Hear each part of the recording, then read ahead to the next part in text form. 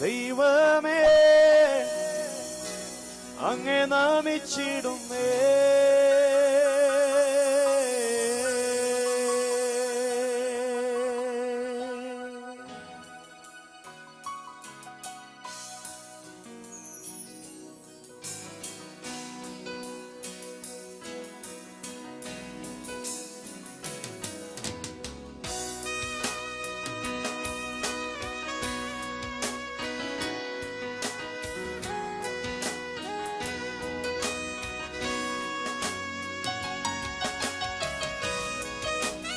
കരങ്ങളടിക്കാം.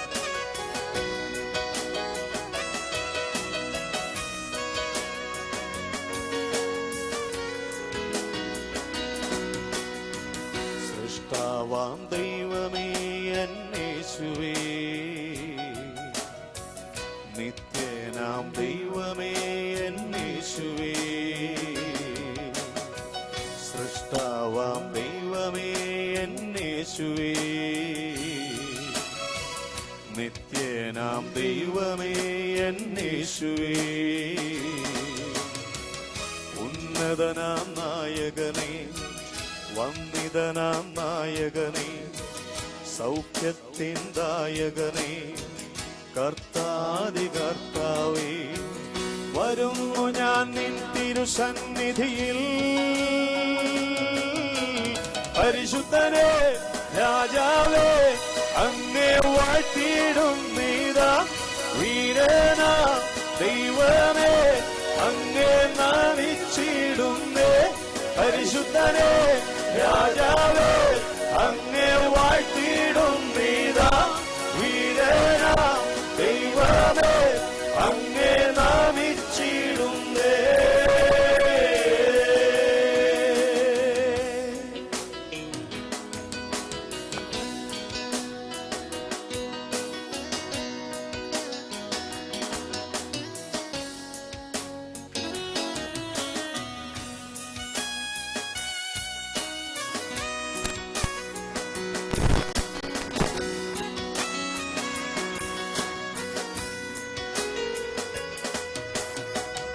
അവനെന്റെ ശൈലവും N കോട്ടയും, അവനെന്റെ രക്ഷയും എന്നാശ്രയം. അവനെന്റെ ശൈലവും എൻ കോട്ടയും, അവനെന്റെ രക്ഷയും ആശ്രയം. എൻ പാറയാകുന്നവൻ, എൻ പരിചയാകുന്നവൻ, അവനെന്റെ യുവനിധിയേ. എൻ പാറയാകുന്നവൻ, എൻ പരിചയാകുന്നവൻ, അവനെന്റെ യുവനിധിയേ. പരിശുദ്ധനേ രാജാവേ, അങ്ങേ വാഴ്ത്തിയിടും നീതാ. വീരന ദൈവമേ, അങ്ങേ നാമിച്ചിടുന്നേ. പരിശുദ്ധനേ രാജാവേ, അങ്ങേ വാഴ്ത്തിയിടും നീതാ. വീരന ദൈവമേ, അങ്ങേ നാമിച്ചിടുന്നേ.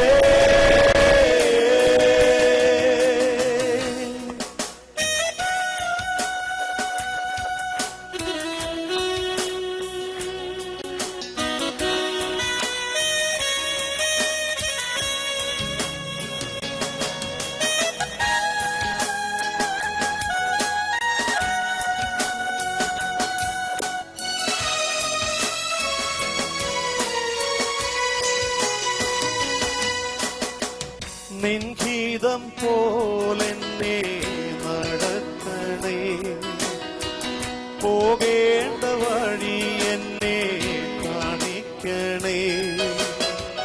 നിൻഗീതം പോലെന്നെ നടത്തണേ, പോകേണ്ട വഴി എന്നെ കാണിക്കണേ. ഊരിരുളായാലും താഴ്വരയായാലും എൻ കൂടെ ഇരിക്കുന്നോനേ. ൂരിരുളായാലും താഴ്വരയായാലും എൻ കൂടെ ഇരിക്കുന്നോനേ, പരിശുദ്ധനേ രാജാവേ അങ്ങേ വാഴ്ത്തിയിടും നീതാ, വീരനാ ദൈവമേ അങ്ങേ നാമിച്ചിടുന്നേ, പരിശുദ്ധനേ രാജാവേ അങ്ങേ വാഴ്ത്തിയിടും നീതാ, വീരനാ ദൈവമേ അങ്ങേ നാമിച്ചിടുന്നേ, പരിശുദ്ധനേ രാജാവേ അങ്ങേ വാഴ്ത്തിയിടും നീതാ, വീരനാ ദൈവമേ അങ്ങേ നാമിച്ചിടുന്നേ, പരിശുദ്ധനേ രാജാവേ അങ്ങേ വാഴ്ത്തിയിടും നീതാ, വീരനാ ദൈവമേ അങ്ങേ നാമിച്ചിടുന്നേ, പരിശുദ്ധനേ രാജാവേ അങ്ങേ വാഴ്ത്തിയിടും നീതാ, വീരനാ ദൈവമേ അങ്ങേ നാമിച്ചിടുന്നേ.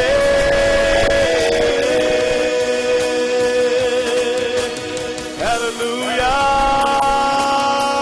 Praise the Lord. Glory to God. Hallelujah.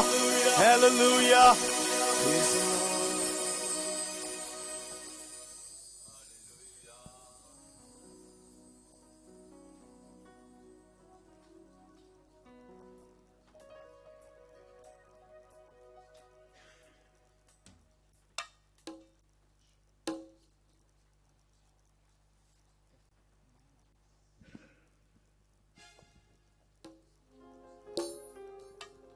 Praise the Lord. Hallelujah. തെല്ലും ഞാൻ പതറുകയില്ല, തെല്ലും ഞാൻ കുലുങ്ങുകയില്ല. എന്തുകൊണ്ടെന്ന് ചോദിച്ചാൽ നാഥൻ എൻ്റെ കൂടെയുള്ളതിനാൽ, നാഥൻ എൻ്റെ കൂടെയുള്ളതിനാൽ ഞാൻ തെല്ലുകയും പതറുകയില്ല, തെല്ലും കുലുങ്ങുകയില്ല. നമ്മുടെ ഉള്ളിൽ ഭാരമേറിയിടുമ്പോൾ തന്റെ സ്നേഹം നമ്മോട് കൂടെയുണ്ട്. എന്തുകൊണ്ടെന്നാൽ വരും കാലമോർത്ത് ഞാൻ ഈ ഉലകിൽ അവനെ കാത്ത് ഞാനിരിക്കും. തുടർന്ന് നമുക്ക് ഈ ഗാനം ശ്രമിക്കാം. തെല്ലും ഞാൻ പതറുകയില്ല.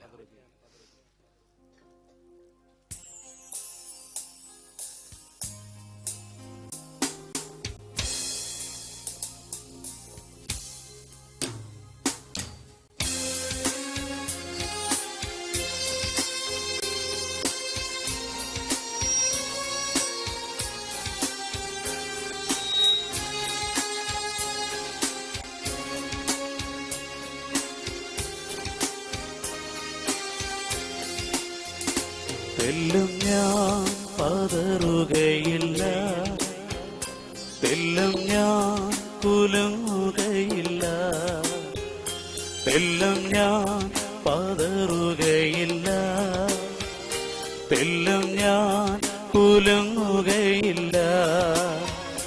നാഥനെന്റെ കൂടെയുള്ളതിനാൽ തെല്ലും ഞാൻ പതറുകയില്ല. നാഥനെന്റെ കൂടെ ഉള്ളതിനാൽ തെല്ലും ഞാൻ കുലുങ്ങുകയില്ല, തെല്ലും ഞാൻ പതറുകയില്ല, തെല്ലും ഞാൻ കുലുങ്ങുകയില്ല, തെല്ലും ഞാൻ പതറുകയില്ല, തെല്ലും ഞാൻ കുലുങ്ങുകയില്ല.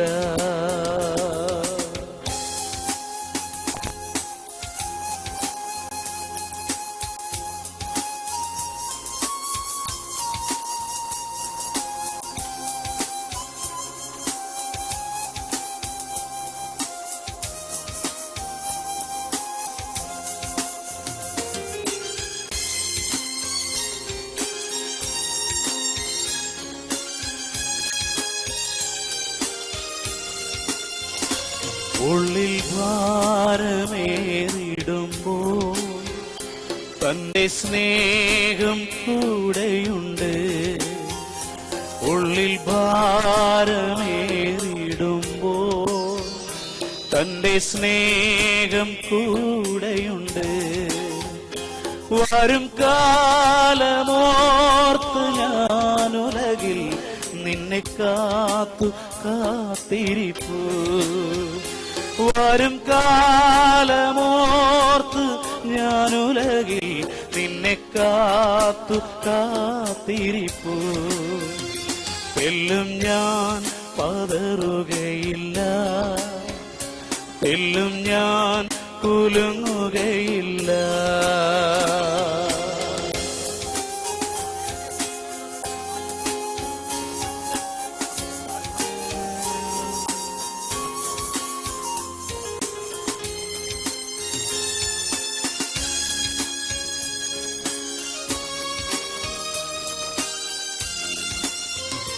മുമ്പിൽ ചെങ്കടലും പിറകിൽ വൻശക്തികളും വരുമ്പോൾ, മുൻപിൽ ചെങ്കടലും പിറകിൽ വൻശക്തികളും വരുമ്പോൾ, ചുറ്റും ഭീതിയാലുള്ളം തകർന്നിടുമ്പോൾ നീയല്ലാതെ ആരുമില്ല. ചുറ്റും ഭീതിയാലുള്ളം തകർന്നിടുമ്പോൾ നീയല്ലാതെ ആരുമില്ല. എല്ലും ഞാൻ പതറുകയില്ല, എല്ലും ഞാൻ കുലുങ്ങുകയില്ല.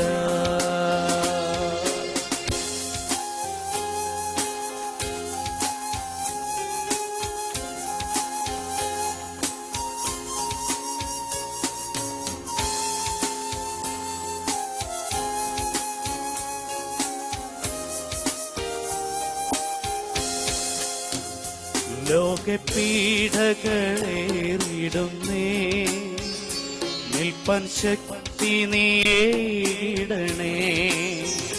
ലോകപീഠകളേറിടുന്നേ, നിൽപ്പൻ ശക്തി നീടണേ.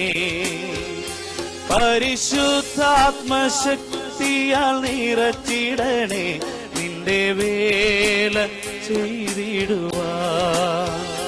പരിശുദ്ധാത്മശക്തിയാൽ നിറച്ചിടണേ, നിന്റെ വേല ചെയ്തിടുവാൻ. എല്ലും ഞാൻ പതറുകയില്ല, ചേർന്ന് പാടാം. എല്ലും ഞാൻ കുലുങ്ങുകയില്ല, എല്ലും ഞാൻ പതറുകയില്ല, എല്ലും ഞാൻ കുലുങ്ങുകയില്ല. നാഥനെന്റെ കൂടെ ഉള്ളതിനാ എല്ലും ഞാൻ പതറുകയില്ല. നാഥനെന്റെ കൂടെ ഉള്ളതിനാ എല്ലും ഞാൻ കുലുങ്ങുകയില്ല, എല്ലും ഞാൻ പതറുകയില്ല, എല്ലും ഞാൻ കുലുങ്ങുകയില്ല, എല്ലും ഞാൻ പതറുകയില്ല, എല്ലും ഞാൻ കുലുങ്ങുകയില്ല, എല്ലും ഞാൻ പതറുകയില്ല, എല്ലും ഞാൻ കുലുങ്ങുകയില്ല.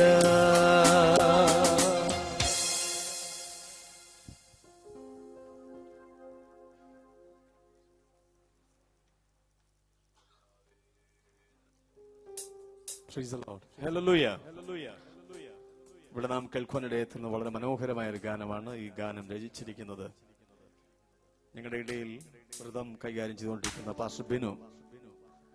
അദ്ദേഹമാണ് ഈ പാട്ട് രചിക്കുവാനിടയെത്തുന്ന മനോഹരമായ ഒരു ഗാനമാണ്. വരും ദിവസങ്ങളിൽ നിങ്ങൾക്ക് പഠിക്കുവാൻ താല്പര്യമുണ്ടെങ്കിൽ ഇതിന്റെ വരികൾ, ഇതിന്റെ ട്യൂണൊക്കെ നിങ്ങൾക്ക് ഞങ്ങൾ നൽകുന്നതായിരിക്കാം. Praise the Lord. ഇവിടെ പാടുന്ന പ്രിയപ്പെട്ടവരെ പരിചയപ്പെടുത്തണം എന്നാവശ്യപ്പെടുവാനിടയായി തീർന്നു. എനിക്ക് മുൻപായി പാടിയത് കർത്താവിന്റെ ദാസൻ ഷാജി, എന്റെ പേര് സോജൻ. കീബോർഡ് പ്ലേ ചെയ്യുന്ന കർത്താവിന്റെ ദാസൻ പാസ്റ്റർ മനോജ്. അതുപോലെ റിതം കൈകാര്യം ചെയ്യുന്നത് പാസ്റ്റർ ബിനു. ഞങ്ങളുടെ ടീം ഡയറക്ടർ ആയിരിക്കുന്ന പാസ്റ്റർ സാംകുട്ടി, തന്റെ മകൻ സ്മിത്ത്. ഞങ്ങൾ 7 പേരാണ് ഇവിടെ കടന്നു വരുവാനിടയായി തീർന്നത്. അടുത്ത നാം ശ്രദ്ധിക്കപ്പെടാൻ പോകുന്ന ഗാനം ഇതിൽ ഇപ്രകാരമാണ് പ്രതിപാദ്യം: ജീവിതത്തിൽ ഏത് സാഹചര്യത്തിലും ദൈവമേ ഞാൻ അങ്ങയുടെ മുഖം നോക്കി അങ്ങേ ആരാധിക്കും. കഷ്ടമോ നഷ്ടമോ രോഗമോ ദുഃഖമോ ലാഭമോ എന്തുമായിക്കൊള്ളട്ടെ, അത് ജീവിതത്തിൽ ഏത് സാഹചര്യങ്ങൾ കൂടി ഞാൻ കടന്നുപോയാലും ഞാൻ എൻ്റെ ദൈവത്തെ സ്നേഹിക്കും. കാരണം കാൽവറി ക്രൂശിൽ കർത്താവ് എന്നെ സ്നേഹിച്ചത് അത്ര ഭയങ്കരമായ സ്നേഹമാണ്. ആ സ്നേഹത്തെ ഓർത്തു കഴിഞ്ഞാൽ എനിക്ക് അങ്ങേ പിരിയുവാൻ കഴിയുകയില്ലെന്നർത്ഥം വരുന്ന ഒരു ഗാനം. ഈ ഗാനം രചിച്ചിരിക്കുന്നത് തമിഴ്, മലയാളം എന്നീ 2 ഭാഷകൾ കോർത്തിണക്കി രചിച്ചിരിക്കുന്ന ആ ഗാനമാണ്. കർത്താവിന്റെ നാമത്തിന്റെ മഹത്വത്തിനായി നമുക്ക് ഗാനം ശ്രദ്ധിക്കാം. നമ്മുടെ ജീവിതത്തിൽ ദൈവ പൈതലേ, നാം ഏത് സാഹചര്യത്തിൽ കൂടി കടന്നുപോയാലും കർത്താവ് അറിയാൻ നമ്മുടെ തലയിലെ ഒരു രോമം പോലും നിലത്ത് വീഴുകയില്ല. Praise the Lord. ഇന്ന് പകൽക്കാലം ഈ ഗാനത്തിൽ കൂടി ദൈവത്തിന്റെ പരിശുദ്ധാത്മാവ് നമ്മെ ഉറപ്പിക്കട്ടെ. ഏതെങ്കിലും സാഹചര്യത്തിൽ വേദനയുടെ നടുവിൽ നാം ദൈവസന്നിധിയിൽ നിന്നും അന്യപ്പെട്ടു പോകുവാൻ ഇടയായി തീർന്നെങ്കിൽ ഈ ഗാനത്തിൽ കൂടി കർത്താവിന്റെ പരിശുദ്ധാത്മാവ് നമ്മോട് സംസാരിക്കാൻ ഇടയായി തീരട്ടെ. നമ്മെ യഥാർത്ഥ ട്രാക്കിലേക്ക് കൊണ്ടുവരുവാൻ എന്ത് പ്രയാസങ്ങൾ പ്രതികൂലങ്ങൾ വന്നാലും എന്റെ ദൈവം അറിയാവുന്നവന് ജീവിതത്തിൽ സംഭവിക്കുന്നത് അവൻ എന്നെ സ്നേഹിക്കുന്നു, ഞാൻ അവനായി തന്നെ ജീവിക്കും, ഞാൻ അവനെ ആരാധിക്കും എന്നർത്ഥം വരുന്നൊരു ഗാനം.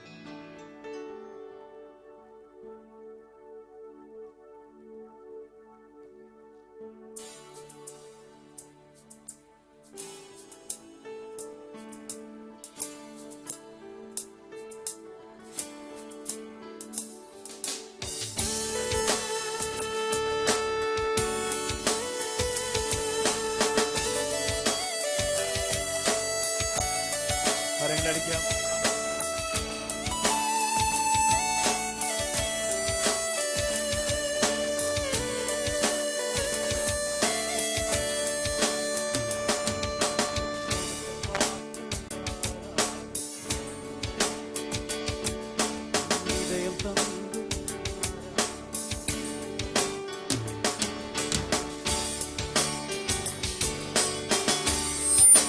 ശരി.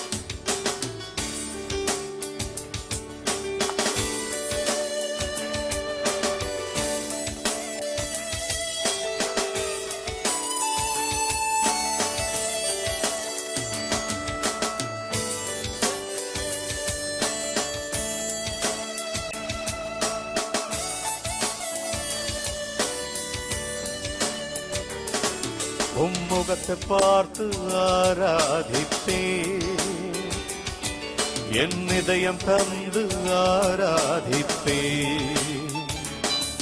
உம்முகத்தை பார்த்து ஆராதித்தே,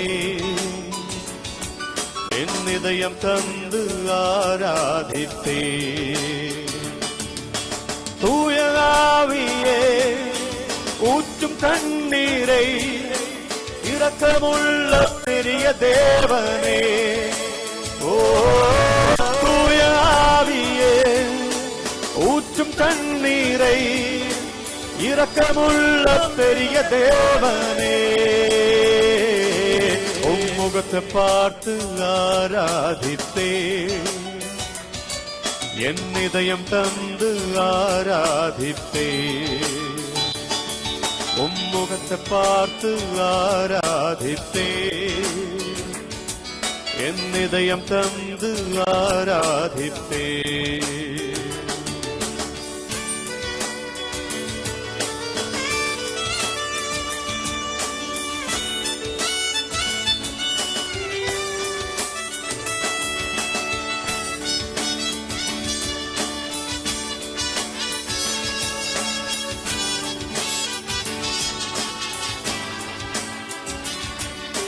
தேவனாவியே பேசும் தேவனை என்றென்றும் துணையானோரே, ஓ தேவனாவியே பேசும் தேவனை என்றென்றும் துணையானோரே. உம்முகத்தை பார்த்து ஆராதித்தே, என் இதயம் தந்து ஆராதித்தே. உம்முகத்தை பார்த்து ஆராதித்தே, என் இதயம் தந்து ஆராதித்தே.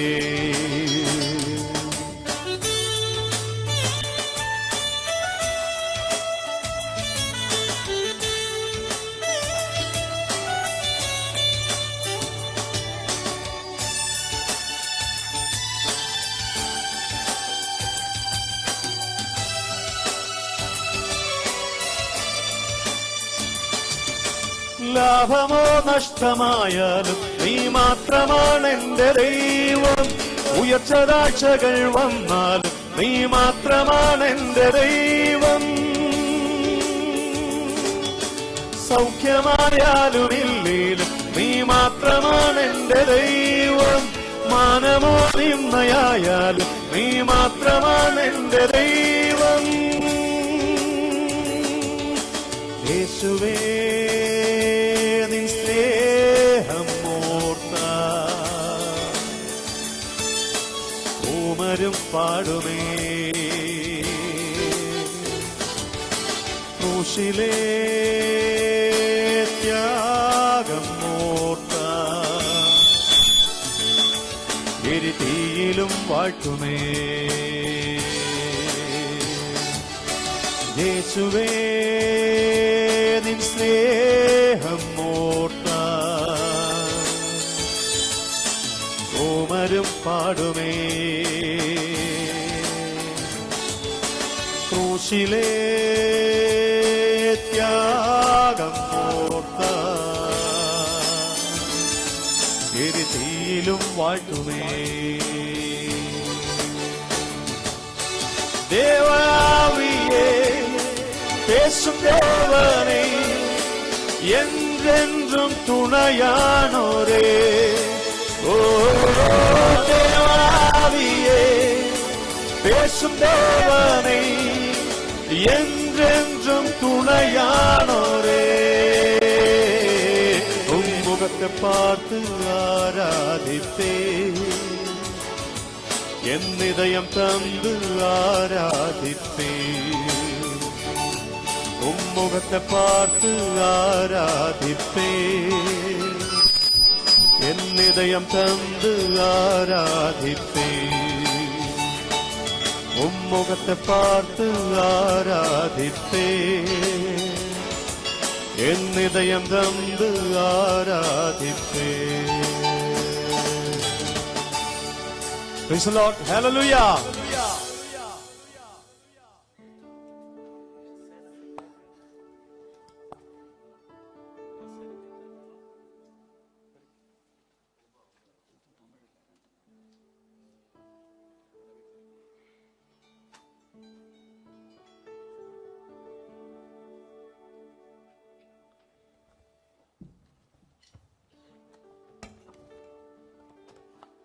ഒരു പഴയ കാലം നമുക്ക് ശ്രമിക്കാം.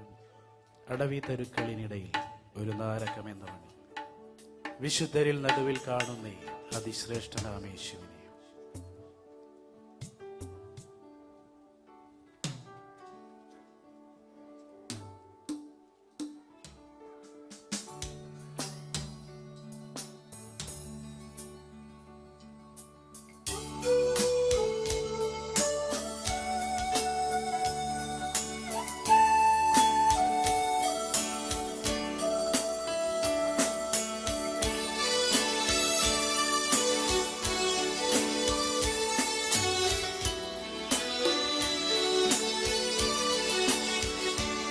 അടവി തരുക്കളിനിടയിൽ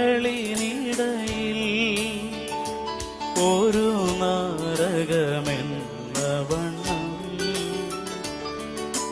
വിശുദ്ധരിൽ നടുവിൽ കാണുന്നേ അതിശ്രേഷ്ഠനാമേശുവിനെ. വിശുദ്ധരിൽ നടുവിൽ കാണുന്നേ അതിശ്രേഷ്ഠനാമേശുവിനെ. വാഴ്ത്തുമേ എന്റെ പ്രിയനെ ജീവകാലമെല്ലാം ഈ മരു യാത്രയിൽ. നന്ദിയോടെ ഞാൻ പാടിടുമേ. വാഴ്ത്തുമേ എന്റെ പ്രിയനെ ജീവകാലമെല്ലാം ഈ മരു യാത്രയിൽ. നന്ദിയോടെ ഞാൻ പാടിടുമേ. നന്ദിയോടെ ഞാൻ പാടിടുമേ.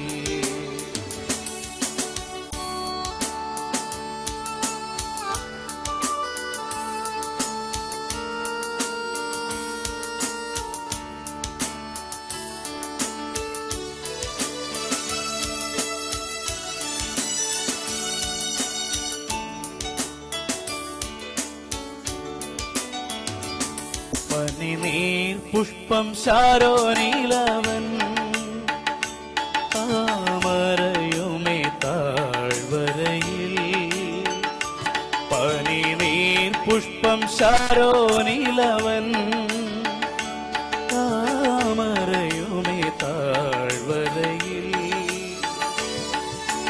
വിശുദ്ധരിലതിവിശുദ്ധനവൻ മാ സൗന്ദര്യ സമ്പൂർണനേ വിശുദ്ധരിലതിവിശുദ്ധനവൻ മാ സൗന്ദര്യ സമ്പൂർണനേ വാഴ്ത്തുമേ എന്റെ പ്രിയനെ ജീവകാലമെല്ലാം ഈ മരുയാത്രയിൽ നന്ദിയോടെ ഞാൻ പാടിയിടുമേ നന്ദിയോടെ ഞാൻ പാടിയിടുമേ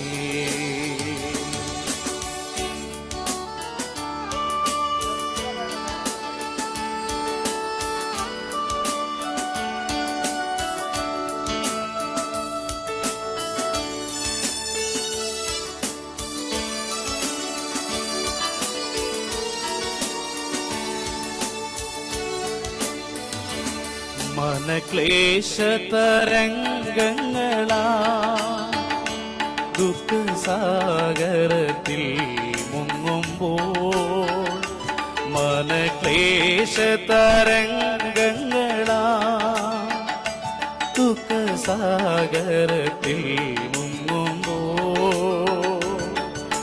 തിരുകരം നീട്ടിയെടുത്തണച്ചു ഭയപ്പെടേണ്ട എന്നുരച്ചവനേ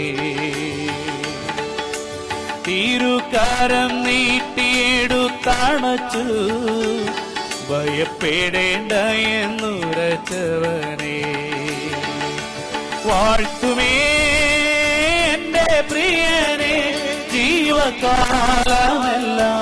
ഈ മരുയാത്രയിൽ നന്ദിയോടെ ഞാൻ പാടിയിടുമേ നന്ദിയോടെ ഞാൻ പാടിയിടുമേ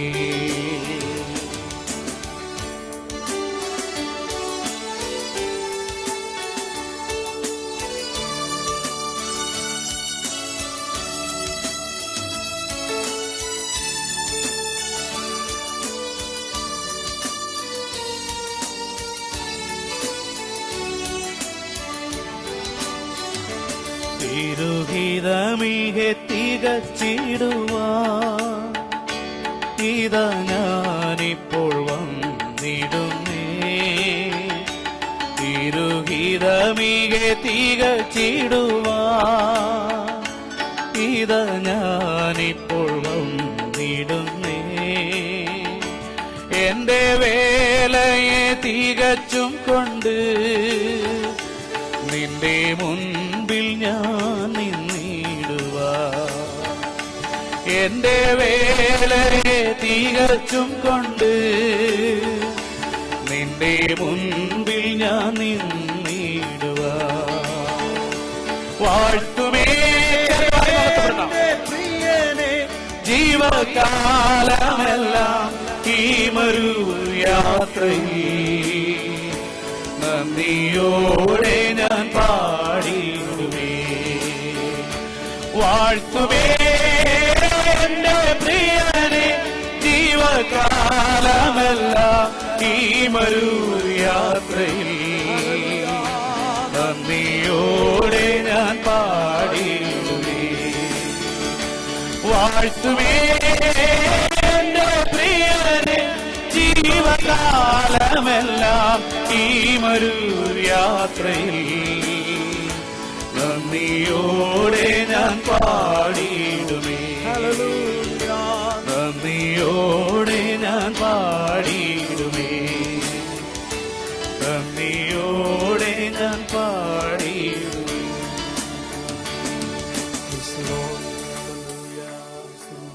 സന്തോഷമുള്ളവർ കരങ്ങളെ ഉയർത്തി ദൈവത്തെ സ്തുതിക്കാം ശക്തിയോടെ. ഇതുവരെ നാം ഗാനങ്ങൾ കേട്ടുകൊണ്ടിരുന്നു. നമുക്കെന്നാൽ സമയം വളരെ പരിമിതമാകിയാൽ ചില ഗാനങ്ങൾ നമുക്ക് ഒന്നിച്ചു പാടാൻ പോകണം. എല്ലാവർക്കും ദേശം എഴുന്നേറ്റ് നിൽക്കാം.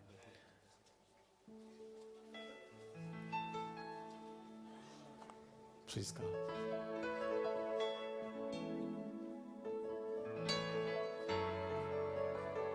നമ്മുടെ കണ്ണുകളെ ദൈവത്തിൽ മൂടാം. Praise the Lord. സത്യ നമസ്കാരികൾ ദൈവത്തെ ആത്മാവിലും സത്യത്തിലും ആരാധിക്കുന്നു എന്നത്രേ വിശുദ്ധ വേദപുസ്തകം നമ്മെ പഠിപ്പിക്കുന്നു. ഇന്ന് നാം ഇവിടെ കൂടി വന്നിരിക്കുന്ന നമ്മുടെ ദൈവത്തെ ആരാധിക്കാൻ വേണ്ടി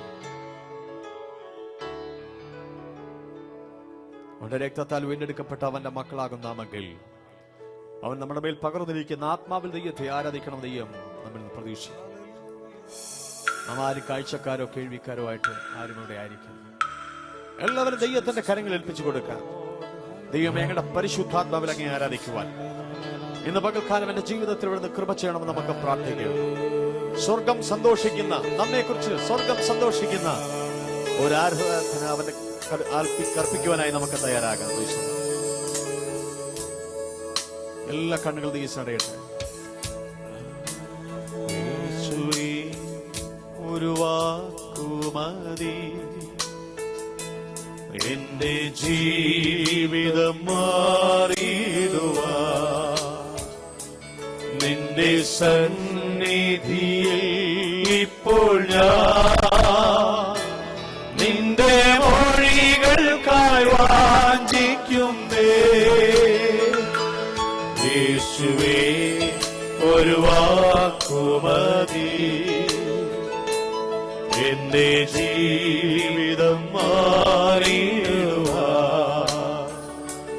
നിന്റെ സന്നിധിയിൽ ഇപ്പോൾ ഞാൻ നിന്റെ മൊഴികൾക്കായി വാഞ്ചിക്കുന്നേ. യേശുവേ എൻ പ്രിയനേ, നിന്റെ മൃദുസ്വരം കേൾപ്പിക്കണേ. മറ്റൊന്നും വേണ്ടിപ്പോ നിന്റെ ഒരു വാക്കുമതി എനിക്ക്. മറ്റൊന്നും വേണ്ടിപ്പോ നിന്റെ ഒരു വാക്കുമതി എനിക്ക്. മരിച്ചവരെ ഉയർപ്പിച്ചതാ, രോഗികളെ വിടുവിച്ചതാ, കൊടുങ്കാറ്റിനെ അടക്കിയതാ, നിന്റെ ഒരു വാക്കുമതി എനിക്ക്. മരിച്ചവരെ ഉയർപ്പിച്ചതാ, രോഗികളെ വിടുവിച്ചതാ, കൊടുങ്കാറ്റിനെ അടക്കിയതാ, നിന്റെ ഒരു വാക്കുമതി എനിക്ക്. യേശുവേ എൻ പ്രിയനേ, നിന്റെ മൃദുസ്വരം കേൾപ്പിക്കണേ. മറ്റൊന്നും വേണ്ടിപ്പോ നിന്റെ ഒരു വാക്കുമതി എനിക്ക്. മറ്റൊന്നും വേണ്ടിപ്പോ നിന്റെ ഒരു വാക്കുമതി എനിക്ക്. അതെ പ്രിയ ദൈവപൈതലേ, എന്റെ നിന്റെ ജീവിതത്തിൽ കർത്താവിന്റെ ഒരൊറ്റ വാക്ക് മതി അവസ്ഥകൾക്ക് മാറ്റം വരുത്തുവാൻ. നാളുകളായി നാം നീർന്ന വിഷയത്തിന്റെ നടുവിൽ കൂടി കിടന്നു പോയേക്കാം. ഇതുവരെയും വിടുതൽ ലഭിക്കാതെ വണ്ണം നാം മുൻപോട്ട് പോയേക്കാം. എന്നാൽ കർത്താവ് ഒരൊറ്റ വാക്ക് കൽപ്പിച്ചാൽ മതി, നിങ്ങളുടെ 100 പ്രശ്നങ്ങൾക്ക് പരിഹാരം വരുത്തുവാൻ കഴിയുന്നുള്ള കർത്താവാണ്. അവനിൽ വിശ്വസിക്കാൻ എത്ര പേർ തയ്യാറാകും? നിശ്ചയമായും ഇന്ന് പകൽക്കാലം ദൈവത്തിന്റെ മഹത്വം കാണും നിങ്ങളുടെ ജീവിതത്തിനിടയായി തീരും. ദൈവമേ, അവിടുന്ന് എന്നോട് സംസാരിക്കണമേ. അങ്ങൊരു വാക്ക് കൽപ്പിച്ചപ്പോൾ ശതാധിപന്റെ മകൾക്ക് സൗഖ്യം വന്നുകിൽ എന്റെ അവസ്ഥകൾ മാറുവാൻ ദൈവമേ അവിടുന്ന് ഒറ്റ വാക്ക് കൽപ്പിച്ചാൽ മാത്രം മതി. വിശ്വസിക്കാൻ തയ്യാറാകുമോ? അവൻ നമ്മെ സഹായിപ്പാൻ മതിയായ കർത്താവ്. എന്റെ അവസ്ഥകൾ മാറിടുവാൻ എന്നിൽ രൂപാന്തരം വരുവാൻ ഞാനേറെ ഫലം നൽകാൻ നിന്റെ ഒരു വാക്കുമതി എനിക്ക്. എന്റെ അവസ്ഥകൾ മാറിടുവാൻ എന്നിൽ രൂപാന്തരം വരുവാൻ ഞാനേറെ ഫലം നൽകാൻ നിന്റെ ഒരു വാക്കുമതി എനിക്ക്. യേശുവേ എൻ പ്രിയനേ, നിന്റെ മൃദുസ്വരം കേൾപ്പിക്കണേ. മറ്റൊന്നും വേടിപ്പോ നിന്റെ ഒരു വാക്കുമതി എനിക്ക്. മറ്റൊന്നും വേടിപ്പോ നിന്റെ ഒരു വാക്കുമതി എനിക്ക്.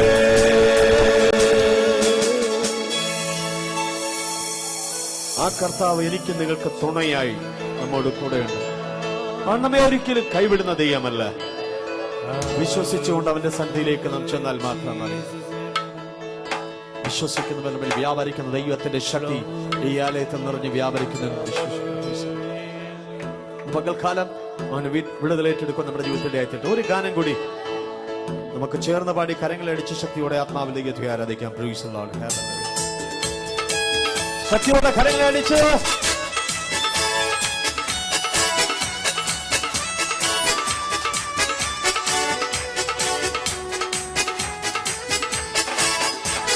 തുണ എനിക്ക് യേശുവാ, കുറവിനില്ല താൻ. അനുദിനം തന്നിടലിൽ മറവിൽ വസിച്ചിടും ഞാൻ. തുണ എനിക്ക് യേശുവാ, കുറവിനില്ല താൻ. അനുദിനം തന്നിടലിൽ മറവിൽ വസിച്ചിടും ഞാൻ. അവന്റെ സങ്കേതവും അവലംബവും കോട്ടയും അവനീലാകുലത്തിൽ അവൻ മതിയാശ്രയിപ്പാ. അവന്റെ സങ്കേതവും അവലംബവും കോട്ടയും അവനീലാകുലത്തിൽ അവൻ മതിയാശ്രയിപ്പാ. തുണ എനിക്ക് യേശുവാ, കുറവിനില്ല താൻ. അനുദിനം തന്നിടലിൽ മറവിൽ വസിച്ചിടും ഞാൻ. പകരുന്ന കണികളിലും പകരുന്ന വ്യാധിയിലും പകലിലും രാവിലും താൻ പകർന്നിടുക്കും മഴ പോ. പകരുന്ന കണികളിലും പകരുന്ന വ്യാധിയിലും പകലിലും രാവിലും പകർന്നിടും കൃപമഴ പോ. തുണ എനിക്ക് യേശുവാ, കുറവിനില്ല താൻ. അനുദിനം തന്നിടലിൽ മറവിൽ വസിച്ചിടും ഞാൻ. ശരണമവൻ കരുത്ത ചിറകുകളിൻ കീഴിൽ പരിചയം പലകയുമാ പരവലിപ്പായിടത്തിൽ. ശരണമവൻ തരും ചിറകുകളിൻ കീഴിൽ പരിചയം പലകയുമാ പരവലിപ്പായിടത്തിൽ. തുണ എനിക്ക് യേശുവാ, കുറവിനില്ല താൻ. അനുദിനം തന്നിടലിൽ മറവിൽ വസിച്ചിടും കാത്തിടും ഞാൻ വലമിടമായിരങ്ങൾ വലിയവർ വീണാലും വലയമണിന്തന്റെ വല്ലവൻ കാത്തിടുന്നേ വലമിടമായിരങ്ങൾ വലിയവർ വീണാലും വലയമണിന്തന്റെ വല്ലവൻ കാത്തിടുന്നേ തുണയെനിക്ക് തുറവിനില്ലതാ അനുദിനം തന്നിടയിൽ മരവിൽ വസിച്ചിടും ഞാകുലകളിൽ ആപത്തു നാളുകളിൽ ആഗതനായരികൾ ആശ്വസിപ്പിച്ചിടുക ആകുലവേളകളിൽ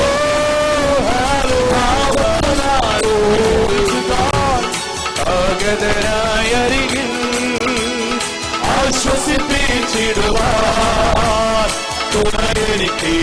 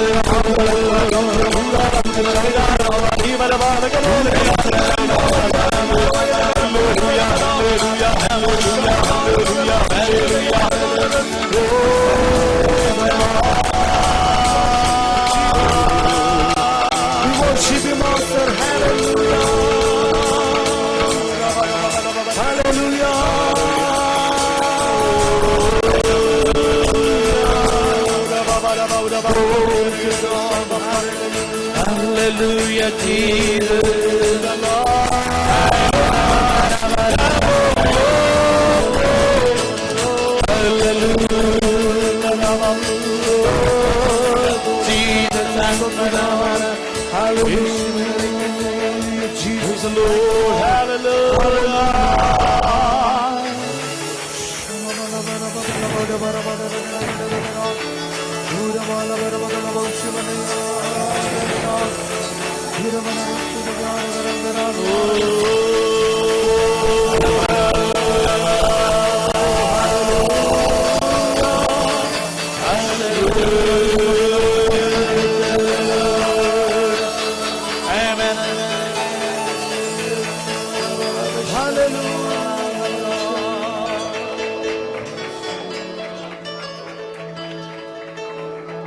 കൈകളെ ഉയർത്തി ശക്തിയോടെ ദൈവത്തെ സ്തുതിക്കാം.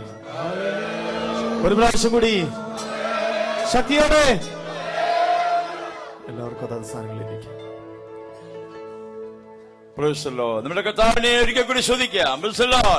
അനുഗ്രഹമായ നല്ല പ്രഭാതത്തിൽ നമുക്ക് ഒരുമിച്ച് കർത്താവിനെ മഹത്വപ്പെടുത്തുവാനും കർത്താവിനെ ആരാധിപ്പാനും കർത്താവ് സഹായിക്കുന്ന കൃപകളെ ദൈവത്തെ ശ്രദ്ധിക്കാം. ഇവിടെയായിരിക്കുന്ന യേശുക്രിസ്തുവിന്റെ കർത്താവിന്റെ എടുക്കപ്പെട്ട എല്ലാ കർത്താവിന്റെ ദാസിദാസന്മാർ, കർത്താവിൽ ബഹുമാനിയ കർത്താസൻ ജോയ് തോമസ് അവരുകൾ എല്ലാവരോടും പ്രത്യേകമായ നന്ദിയെ ഏഴംകുളം ജെറുസലേം വോയിസിന്റെ നാമത്തിൽ സ്നേഹാബന്ധത്തെ അറിയിക്കുന്നു. ദീർഘവർഷങ്ങളായി 25 അതിലും അധികം വർഷങ്ങളായി കളക്കരുടെ ഗ്രാമങ്ങളിൽ, വിവിധ ജില്ലകളിൽ, പഞ്ചായത്തുകളിൽ തെരുക്കോണുകളിലെ സുവിശേഷീകരണം ഏറ്റെടുത്ത് ആയിരക്കണക്കിന് ആളുകളെ കർത്താവിലേക്ക് കൊണ്ടുവരുവാൻ ദൈവം സഹായിച്ചു. ഞങ്ങൾ അനേക സഹോദരന്മാരാണ്. അതിൽ ചുരുക്കമായ ചില സഹോദരന്മാർ മാത്രമേ കടന്നു വരുവാൻ ഇടയായിട്ടുള്ളൂ. അവരെ കർത്താവിന്റെ ദാസൻ സോജൻ പരിചയപ്പെടുത്തുവാനിടയായല്ലോ. കർത്താവിൽ വളരെ ബഹുമാന്യ കർത്തദാസൻ ജോയ് പാരക്കൽ ദീർഘവർഷങ്ങളായി ഞങ്ങൾ ഒരുമിച്ച് അനേക കൺവെൻഷൻ വേദികളിലും തെരുക്കോണിയിലെ സുവിശേഷീകരണത്തിലും കർത്താവ് സഹായിക്കുന്നു. ആമേൻ. പെരുമ്പാവൂർ അഗപ്പെ ഗോസ്പൽ മിഷന്റെ ഡയറക്ടറായി പ്രവർത്തിക്കുക. അപ്പോൾ തന്നെ ജെറുസലേം വോയിസിന്റെ വിവിധ സ്ഥലങ്ങളിലുള്ള സുവിശേഷീകരണത്തിനായി കർത്താവിന്റെ ദാസൻ വളരെ ശക്തമായി നാല് കർത്താവ് ഉപയോഗിച്ചുകൊണ്ടിരിക്കുന്നു. തുടർന്നുള്ള സമയങ്ങളിൽ ദൈവവചനം സംസാരിക്കേണ്ട സമയമാണല്ലോ. അതിനെക്കുറിച്ച് കർത്താവിന്റെ ദാസൻ സംസാരിച്ചു. ഞാൻ ഇന്നലെ ഓർപ്പിച്ചതുപോലെ പാസ്റ്റർ ജോയ് പാറയ്ക്കൽ എൻ്റെ സ്നേഹിതനാണ്. ഒരുപാട് വേദികളിൽ ഞങ്ങൾ തലേന്നും പിറ്റേന്നുമായി മാറി മാറി ദൈവവചനം പ്രഘോഷിച്ചിട്ടുണ്ട്. ഞാൻ മുൻപ് ശുശ്രൂഷിച്ച മണക്കാല ഷാരോൺ ഫെലോഷിപ്പ് ചർച്ചിലെ ദീർഘ ദിവസങ്ങളുള്ള ഫാസ്റ്റിംഗ് പ്രയറുകളിൽ അദ്ദേഹം വന്ന് ശുശ്രൂഷിച്ചിട്ടുണ്ട്. ഞങ്ങളുടെ മണക്കാല സെമിനാരിയിൽ വെച്ച് നടന്ന യൂത്ത് മീറ്റിങ്ങുകളിൽ വന്ന് ശുശ്രൂഷിച്ചിട്ടുണ്ട്. വളരെ നല്ല പരിചയമുള്ള അനുഗ്രഹീതനായ ഒരു ദേവദാസനെയാണ് ഇന്ന് രാവിലെ നമുക്ക് ലഭിച്ചിരിക്കുന്നത്. കർത്താവിൻ്റെ ദാസൻ വചനം ശുശ്രൂഷിക്കുവാൻ വരുമ്പോൾ കരങ്ങളടിച്ച് കർത്താവിൻ്റെ നാമത്തിൽ അദ്ദേഹത്തെ നമുക്ക് സ്വാഗതം ചെയ്യാം.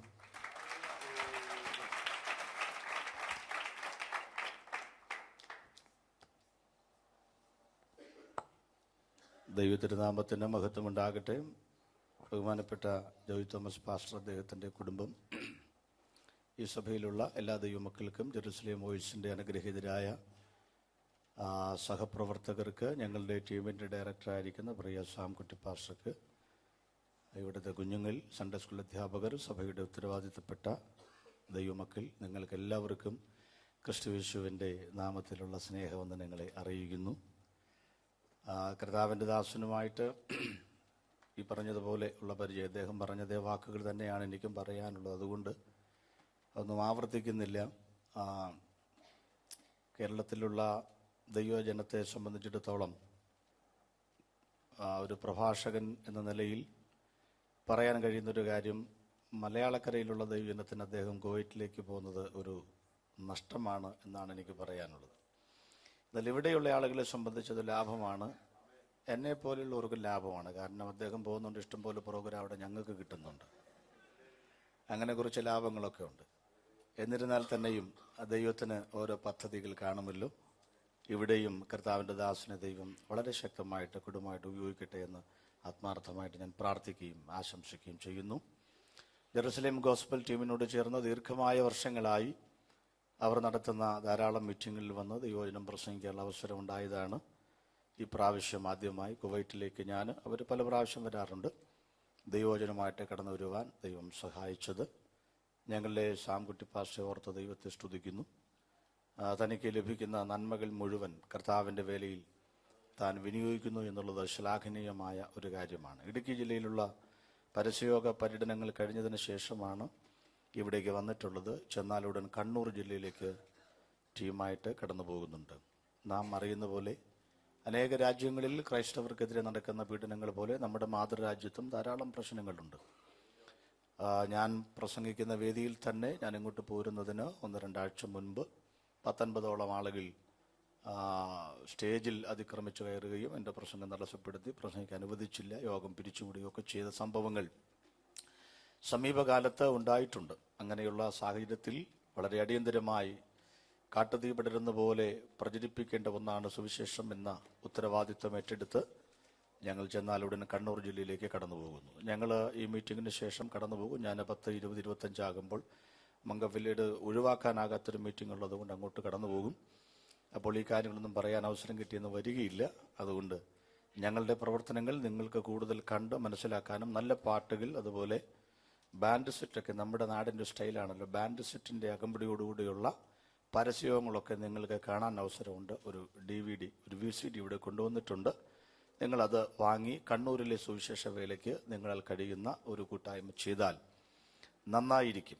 സ്വോത്രമാരും പറഞ്ഞില്ല, നന്നായിരിക്കും. കർത്താവ് നമ്മളെ അനുഗ്രഹിക്കട്ടെ. ധാരാളം പരിചയമുള്ള, ഒത്തിരി പേരൊന്നും ഇല്ല എങ്കിലും കുറച്ച് പേര്, ബ്രദർ ഷെറി ബ്രദറിനെ നല്ല പരിചയമുണ്ട്, അതുപോലെ തന്നെ ശാലിനി ബ്രദറിനെ പരിചയമുണ്ട്. കീബോർഡ് ഞങ്ങളുടെ കീബോർഡല്ല, ഇവിടെ പ്ലേ ചെയ്ത ബിജോയ് ബ്രദർ, എനിക്ക് തോന്നുന്നു കല്യാണത്തിന് ഞാനാണ് പ്രസംഗിച്ചത് എന്ന് തോന്നുന്നു. 2 പേര്, ഒരാളുടെ കല്യാണം, ഒരാളുടെ എൻഗേജ്മെൻറ്റ്, അങ്ങനെയൊക്കെ അപൂർവമായ സംഭവമായതുകൊണ്ട് സ്വോത്രം അങ്ങനെയൊക്കെ ഓർത്തിരിക്കും. ഏതായിരുന്നാലും എൻ്റെ ഒത്തിരി പ്രസംഗം ഞാൻ കേട്ട് വളർന്നിട്ടുള്ള പോൾസൺ പാസ്റ്ററിൻ്റെ മകനും കൂടാണ്. അങ്ങനെ കുറച്ച് പേരെയൊക്കെ പരിചയമുണ്ട്. നിങ്ങൾക്കെല്ലാം പ്രത്യേകിച്ച് വന്ദനങ്ങൾ പറയുന്നു. പിന്നെ ഒരുപക്ഷെ ഓർമ്മയിൽ പല ആളുകളും കണ്ടേക്കാം. 15-ാമത്തെ വയസ്സിൽ യേശുവിനെ കണ്ടെത്തുവാനിടയായി. 17-ാമത്തെ വയസ്സിൽ സുവിശേഷ വേലയ്ക്ക് ഞാൻ എന്നെ സമർപ്പിച്ചു. ദീർഘമായ വർഷങ്ങൾ, 25 വർഷങ്ങൾ 10 ഇടങ്ങളിൽ, ആളുകളില്ലാത്ത സ്ഥലങ്ങളിൽ പോയി പ്രവർത്തിച്ചു. ഏതാണ്ട് ഒരു 10-20 പേര് മുതൽ 70 പേര് വരെയുള്ള 10 ചർച്ചകൾ സ്ഥാപിച്ചതിന് ശേഷമായിട്ടിപ്പം കേരളക്കരയിലുള്ള ശുശ്രൂഷകളുടെ തിരക്കുകൊണ്ട് ഞാൻ നിലമ്പൂർ കേന്ദ്രമായിട്ട് പ്രവർത്തിക്കുന്ന അഗപ്പെ ഗോസ്പൽ മിഷൻ അതിൻ്റെ ഡയറക്ടറായിട്ട് കഴിഞ്ഞ കുറേ നാളുകളായിട്ട് സേവനമനുഷ്ഠിച്ചു വരുന്നു. ഈ ടീമിനോടൊപ്പം ചേരാൻ കഴിഞ്ഞതൊരു വലിയ ഭാഗ്യമായിട്ട് ഞാൻ കരുതുന്നു. കാരണം ഒത്തിരി ആത്മീക നന്മകളും അനുഗ്രഹങ്ങളും പ്രാപിപ്പാനും അവരോടൊപ്പം പ്രാർത്ഥിക്കുവാനൊക്കെ ഇടയായി തീർന്നിട്ടുണ്ട്. ജോയ് തോമസ് പാസ്റ്ററിൻ്റെ ചർച്ചിൽ ഞാൻ അദ്ദേഹം ഇവിടെയാണെന്ന് അറിയാമായിരുന്നെങ്കിലും ഇങ്ങനെ വന്നതിന് ശേഷം ഇവിടെ ഉണ്ട് എന്നറിഞ്ഞു. വിളിച്ചപ്പോൾ വളരെ സന്തോഷത്തോടെ ഇങ്ങനെ ഞങ്ങൾക്ക് ഒരു പ്രോഗ്രാമൊക്കെ ഞാനായിട്ട് ക്രമീകരിച്ചതല്ല എങ്കിലും അദ്ദേഹം അതിന് സന്മനസ് കാണിച്ചതോർത്ത് ഈ സഭയിലുള്ള എല്ലാ ദൈവമക്കളോടും ഞങ്ങൾ നിസ്സീമമായ നന്ദി ഞങ്ങൾ രേഖപ്പെടുത്തുന്നു. അല്പസമയത്തെ വചനചിന്തയിലേക്ക് നമ്മൾ പ്രവേശിക്കുന്നു. ദാനിയേൽ പ്രവചനം 6-ാം അധ്യായത്തിൻ്റെ 28-ാമത്തെ വാക്യം വായിച്ചുകൊണ്ട് ഇന്ന് പകലത്തെ സഭായോഗത്തിലെ വചന ശുശ്രൂഷയിലേക്ക് പ്രവേശിക്കാം. അധ്യായം 6 വാക്യം 28.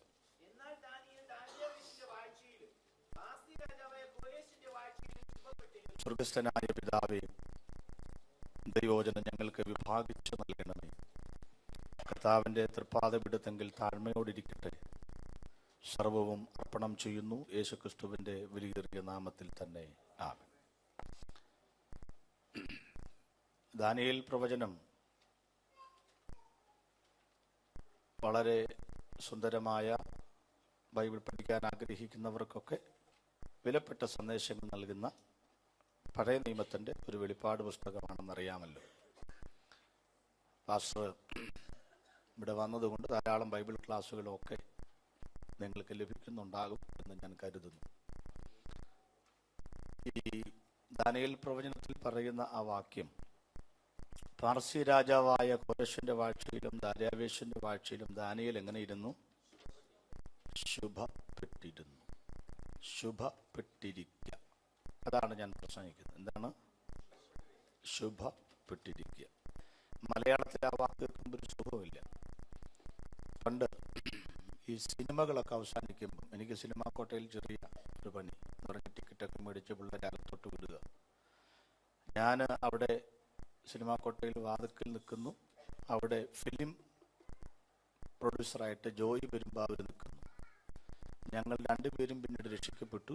പെരുമ്പാവൂർ വേങ്ങൂർ ഷാരോൺ ഫെലോഷിപ്പ് ചർച്ചിലെ വിശ്വാസികളാണ് ഞങ്ങൾ രണ്ടുപേരും. ഞങ്ങളുടെ മാതൃസഭ അതാ. അപ്പോൾ ഞങ്ങൾ രണ്ടുപേരും രക്ഷിക്കപ്പെട്ടു. ആ സിനിമാ കോട്ടയും പൊളിച്ചു കളഞ്ഞു. പിന്നെ അവിടെയൊക്കെ ഞങ്ങൾ രണ്ടുപേരും പോയി സുവിശേഷം പ്രസംഗിച്ചിട്ടുണ്ട്. അദ്ദേഹവും ശക്തനായി ദൈവം ഉപയോഗിക്കുന്നു, എന്നെയും ദൈവം വേറെ നിലയിൽ ഉപയോഗിക്കുന്നു. അന്നൊക്കെ സിനിമ തീരുമ്പോൾ എഴുതി കാണിക്കുന്ന ഒരു വാക്കാണ് ശുഭം. അത് കാണുന്നവർക്ക് എന്താ ശുഭം എന്ന് അറിയത്തില്ല, പക്ഷേ ശുഭം. ഇന്ന് ആ വാക്ക് അങ്ങനെ അധികം ആളുകൾ ഉപയോഗിക്കാറില്ല. പക്ഷെ ഇതിന്റെ പര്യായപദങ്ങൾ ധാരാളമുണ്ട് ബൈബിളിൽ. ഒന്ന്, അനുഗ്രഹിക്കപ്പെട്ടിരിക്കുക. നമുക്ക് ഏറ്റവും പരിചയമുള്ള വാക്കാണത്. അനുഗ്രഹിക്കപ്പെട്ടിരിക്കുക, അനുഗ്രഹിക്കപ്പെട്ടിരിക്കുക എന്ന് പറയും. എപ്പോഴും ഉപയോഗിക്കുന്നൊരു വാക്ക്. കുറച്ചും കൂടെ മനോഹരമായൊരു മലയാള പദം കൃതാർത്ഥനായിരിക്കുക. അങ്ങനെ യോസേഫ് പുസ്തകത്തിലും കൃതാർത്ഥനായിരുന്നു. കുറച്ചും കൂടെ സുന്ദരമായൊരു വാക്ക്, വളരെ മനോഹരമായൊരു വാക്ക്, ഉത്കൃഷ്ട മാനസനായിരിക്കുക. സ്തോത്രം. പക്ഷെ നമ്മുടെ മലയാളികളുടെ ഇടയിൽ ആ വാക്കുകളൊന്നും എന്ത് ചെയ്യാറില്ല, ഉപയോഗിക്കാറില്ല. ഉപയോഗിച്ചാൽ ആ കുഴപ്പമായി. ഇപ്പം നിങ്ങളെങ്ങാനും ഈ പ്രസംഗം കേട്ടിച്ച് ചെന്ന പാഷ എന്നാൽ ഞങ്ങൾ ആ വാക്ക് ഉപയോഗിക്കാം എന്ന് കണ്ടുകൊണ്ട് അടുത്ത പ്രാവശ്യം നാട്ടിൽ ചെല്ലുമ്പോൾ ആരെങ്കിലും കാണുമ്പോൾ എന്താ സഹോദര ഉത്കൃഷ്ട മാനസനായിരിക്കുന്നുവോ എന്ന് ചോദിച്ചാൽ തീർന്നു. കഴിഞ്ഞ പ്രാവശ്യം വന്നിട്ട് പോയപ്പോൾ വലിയ കുഴപ്പമൊന്നും. ഉത്കൃഷ്ടമാനസരായിരിക്കുക, സകലത്തിലും ശുഭപ്പെട്ടിരിക്കുക. എവിടെ? മറ്റൊരു രാജ്യത്ത്. പ്രമാണമില്ലാത്ത, ആരാധനാലയമില്ലാത്ത, അധികാരമില്ലാത്ത, ചെങ്കോൽ ഇല്ലാത്ത, ന്യായപ്രമാണം വായിക്കുവാൻ ആളില്ലാത്ത, വ്യാഖ്യാനിക്കുവാൻ ശാസ്ത്രയില്ലാത്ത, കിന്നരങ്ങൾ അലരി വൃക്ഷങ്ങളിന്മേൽ തൂക്കിയിടേണ്ടി വന്ന ആ രാജ്യത്ത് അവരെങ്ങനെ ഇരുന്നു? അനുഗ്രഹിക്കപ്പെട്ടവരായിരിക്കുകയാണ്. എന്താണാവോ ബാബേൽ പ്രവാസം എന്ന് ചോദിച്ചാൽ നിങ്ങൾക്ക് അതിന്റെ എല്ലാ അലകും പിടിയും അറിയാം. എന്നാൽ ഒരു വാക്കിൽ ഈ വിഷയത്തോട് നീതി പുലർത്തണമല്ലോ. ഞങ്ങൾക്കൊരു രാജാവിന് വേണമെന്ന് പറഞ്ഞു. അങ്ങനെ ശൗലിന് കൊടുത്തു. ദാവീദ് വന്നു, ശലോമോൻ വന്നു, രഹബയാം യൊരെബയാം വന്നു, യഹൂദ ഇസ്രായേലായി, വടക്കേ ദേശം തെക്കേ ദേശമായി. 19 രാജാക്കന്മാർ വീതം 2 ഭാഗത്തും ഭരിച്ചു. 19 38 ശൗൽ, ദാവീദ്, ശലോമോൻ 41 രാജാക്കന്മാർ 411 വർഷം ഇസ്രായേലിനെ ഭരിച്ചു എന്ന് പറയുന്നതിനേക്കാൾ ഭരിച്ചു മുടിച്ച് തേച്ച് കഴുകി എന്ന് പറയുന്നതായിരിക്കും നല്ലത്. ഈ ആളുകളെല്ലാം മരിക്കുമ്പോൾ ഒരു പ്രത്യേക പദം പറഞ്ഞിട്ടുണ്ട്. ഈ രാജാവ് എങ്ങനെ മരിച്ചു?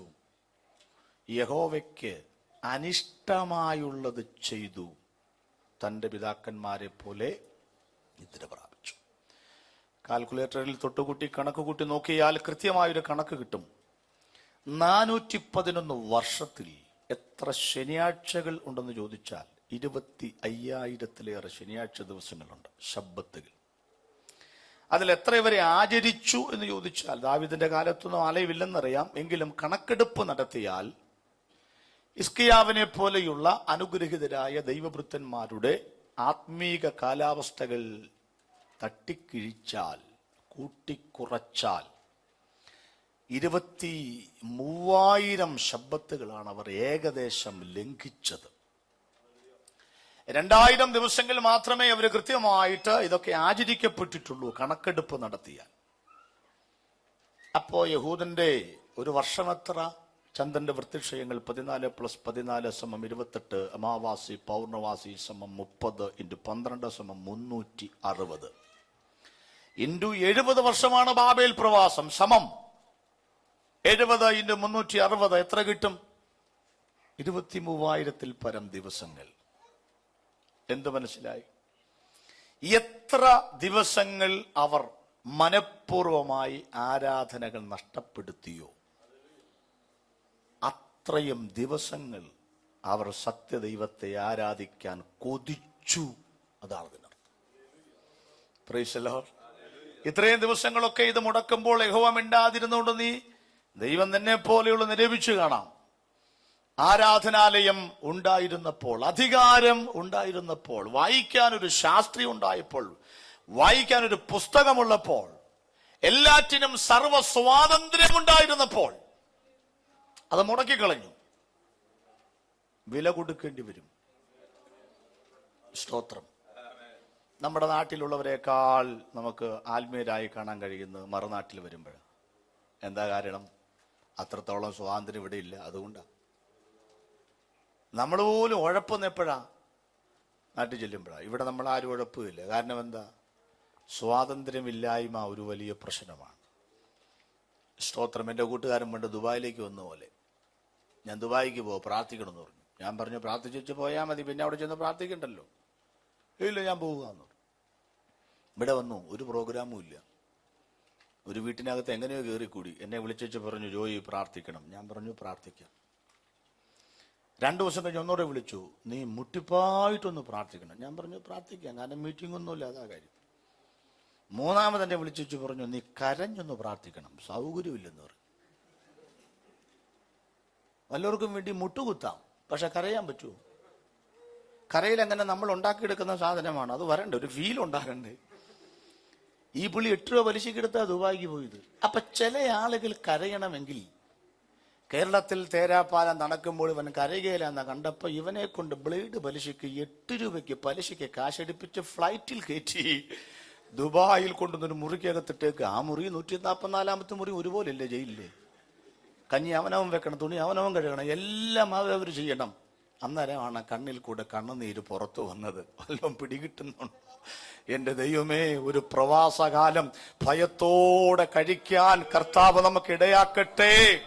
യഹോവ നല്ലവനല്ലോ, അവന്റെ ദയ എന്നേ പറഞ്ഞുള്ളൂ. അവര് പറഞ്ഞു ഒക്കുകയില്ല. അവിടെ കിന്നരങ്ങൾ അലറ് വൃക്ഷങ്ങളിൽ മേൽ തൂക്കിയിട്ടു.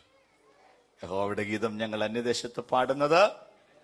എങ്കിലും ഏതാണ്ട് 3023 പേരും 745 പേരും 800-ൽ പരം ആളുകളുമായി 4600 പേർ യഹോയാക്കീൻ സിദക്കിയാവ് 3 പേരുടെ കാലഘട്ടത്തിൽ പിടിച്ചോണ്ട് വന്നാൽ മിടുക്കന്മാരായ കുറച്ച് ആളുകൾ ഉണ്ടായിരുന്നു. ഒരു 10-11 പേര്. അതിലൊരാളാണ് ദാനിയേൽ.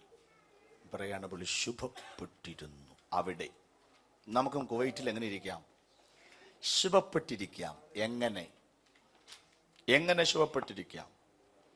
അനുഗ്രഹിക്കുന്ന ആളുകളൊക്കെ വരുമ്പോൾ അവിടെ ചെന്ന് തലകുലിച്ച് നിൽക്കുമ്പോഴല്ല അനുഗ്രഹിക്കപ്പെടുന്നു. പിന്നെ എങ്ങനെയാണെന്നറിയാമോ? ദാനിയേലിന്റെ ജീവിതത്തിൽ 3 സ്വഭാവ സവിശേഷതകൾ ഉണ്ടായിരുന്നു.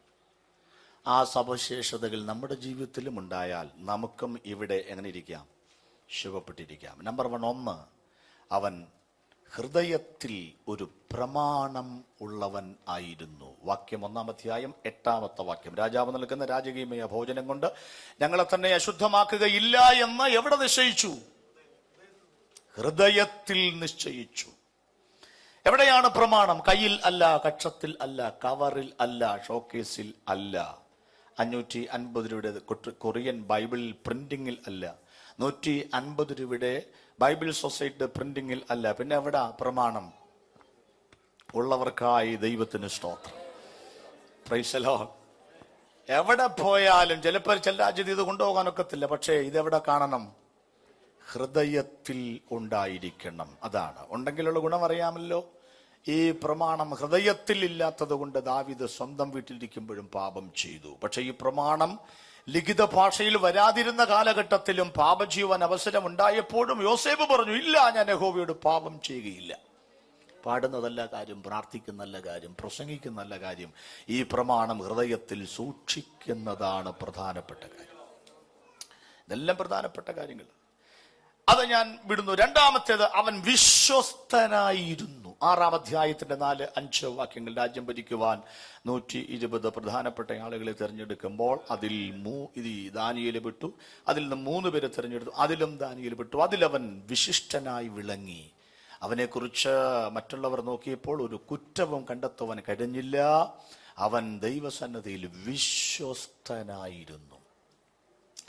3-ാമത്തെ കാര്യമാണ് 6-ാം അധ്യായത്തിന്റെ 10-ാമത്തെ വാക്യത്തിൽ, അവൻ പ്രാർത്ഥന ജീവിതം ഉള്ളവനായിരുന്നു.